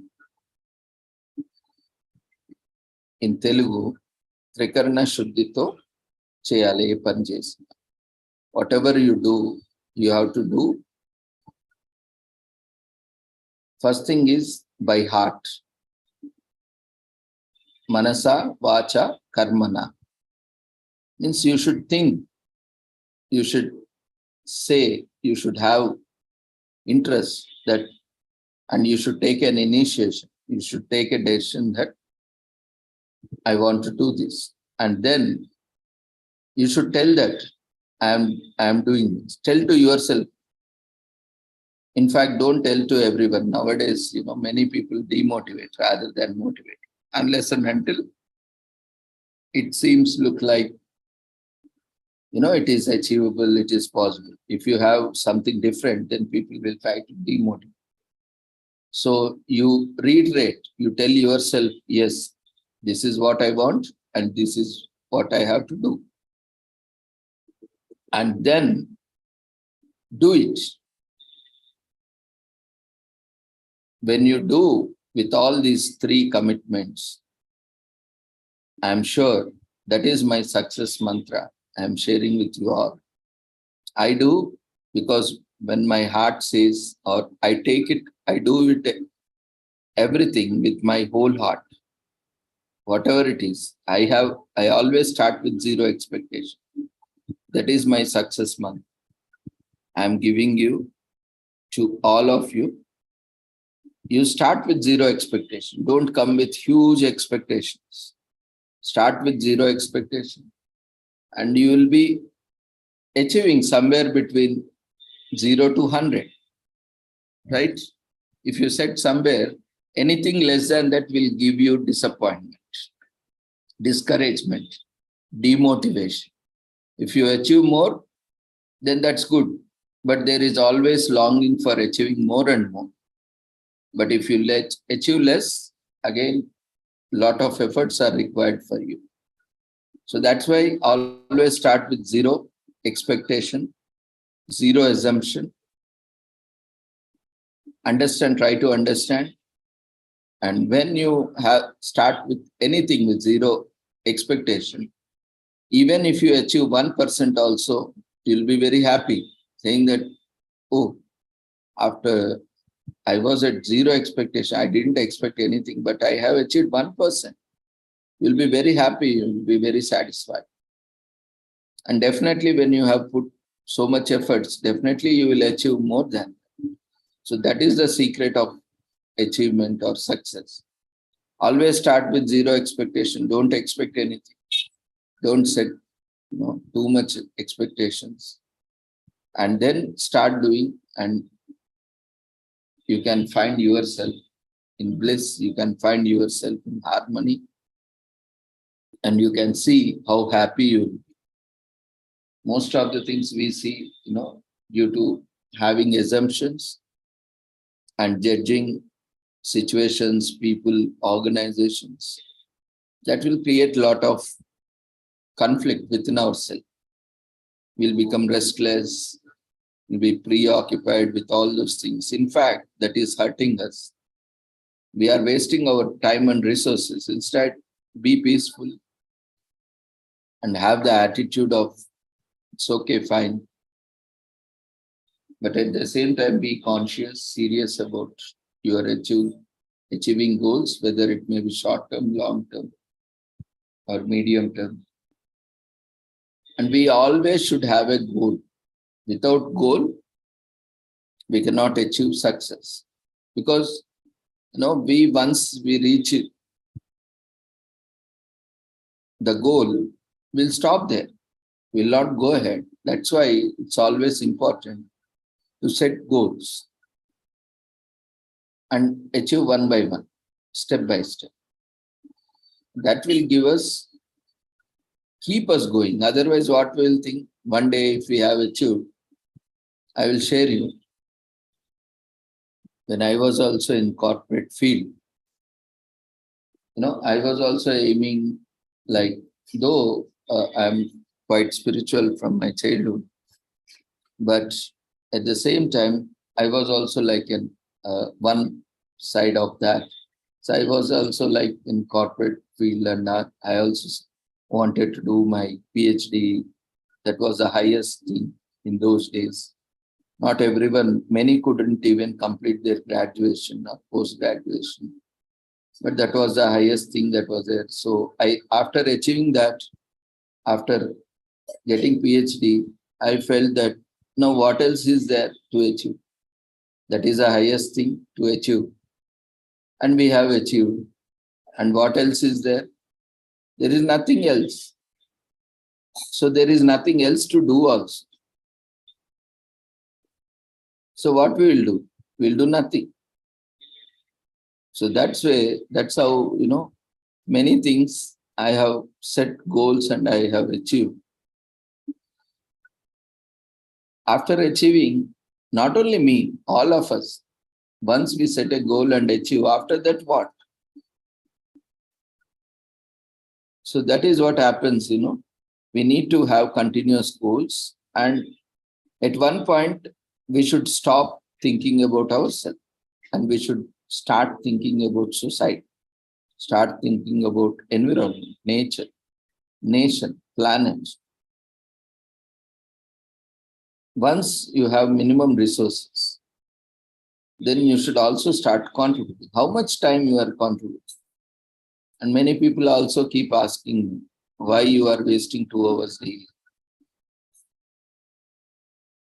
I say within, some people appreciate, some people say negative also. So I'm telling, within my 24 hours, I'm using 22 hours for my cell phone. And I am just giving 2 hours of the time, proactive time.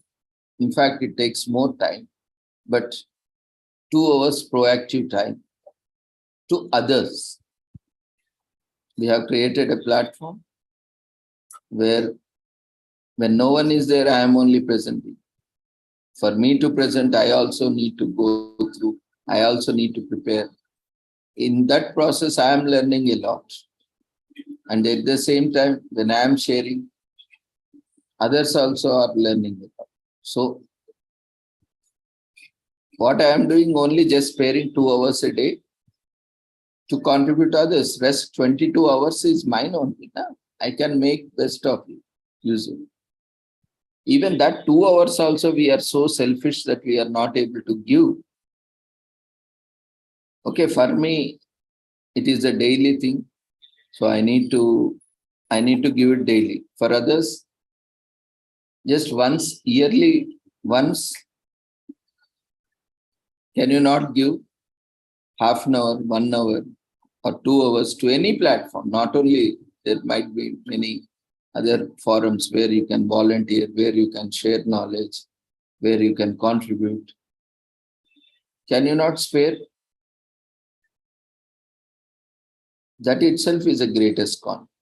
See, this platform, so many sessions were being conducted, and it is happening only because of such kind of perception that, only we are giving half an hour or 1 hour or 2 hours. The rest all is ours own. What we do, and people also say how much I am paid, what I will get. Those are the ones who suffer a lot in life. Very few cases I have seen, those who are too commercial had never had a satisfied life.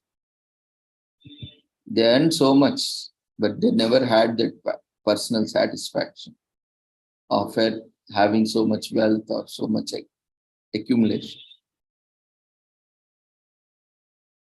See, use opportunity 22 hours to earn and just spend at least half an hour, 1 hour, 2 hours for charity. Similarly, you spend 6 days or 6.5 days for your livelihood, for everything, whatever you want to use half day for charity. Don't expect anything. And don't, take loan or don't borrow or don't do anything which you don't have and do charity. Always what you have. If you have knowledge, you share it. If you have experience, you share it. Or if you are a doctor, you just work weekly once for half day.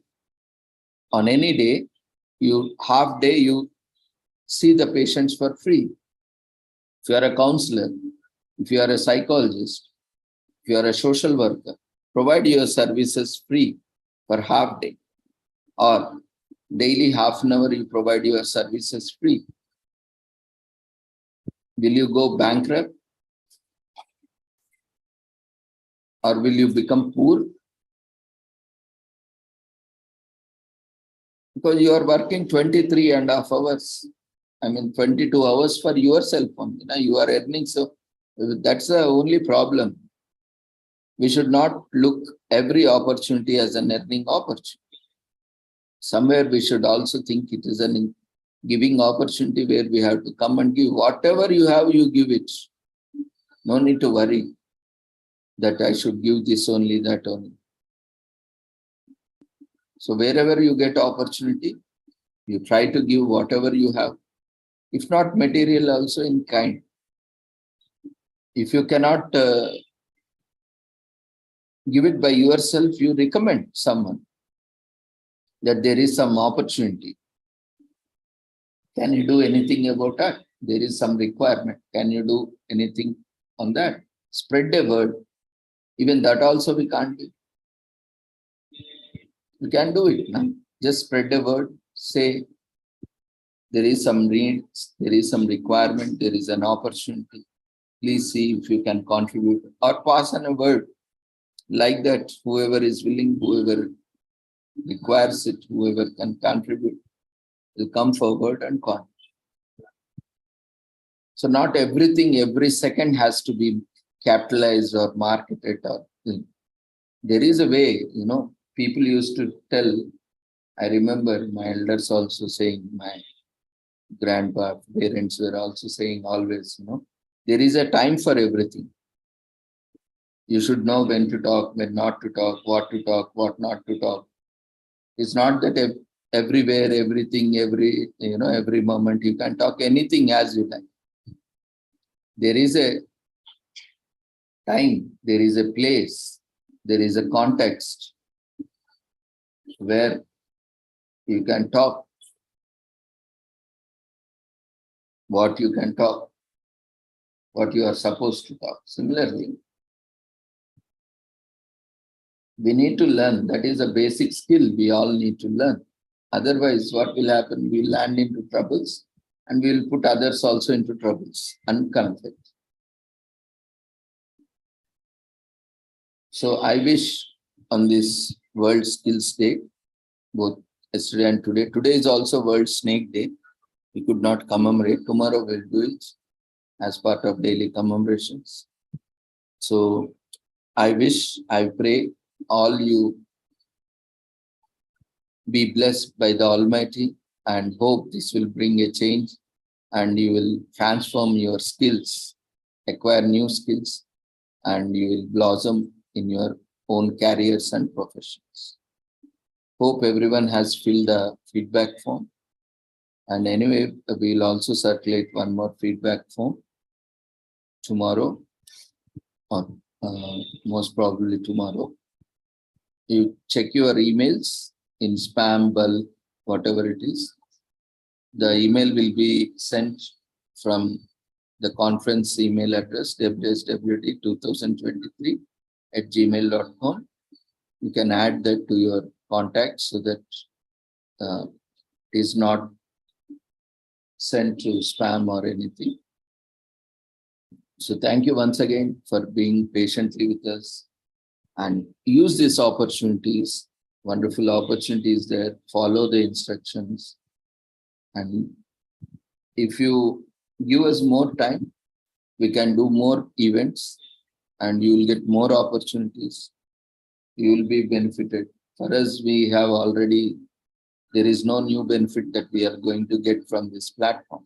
We already, whatever benefits we could get, we already got it from other sources. Now, because we want to give, we want to contribute, that's why we are here. We are not here to take anything. We are here to give. So there is nothing that we are taking or we are, acquiring from this.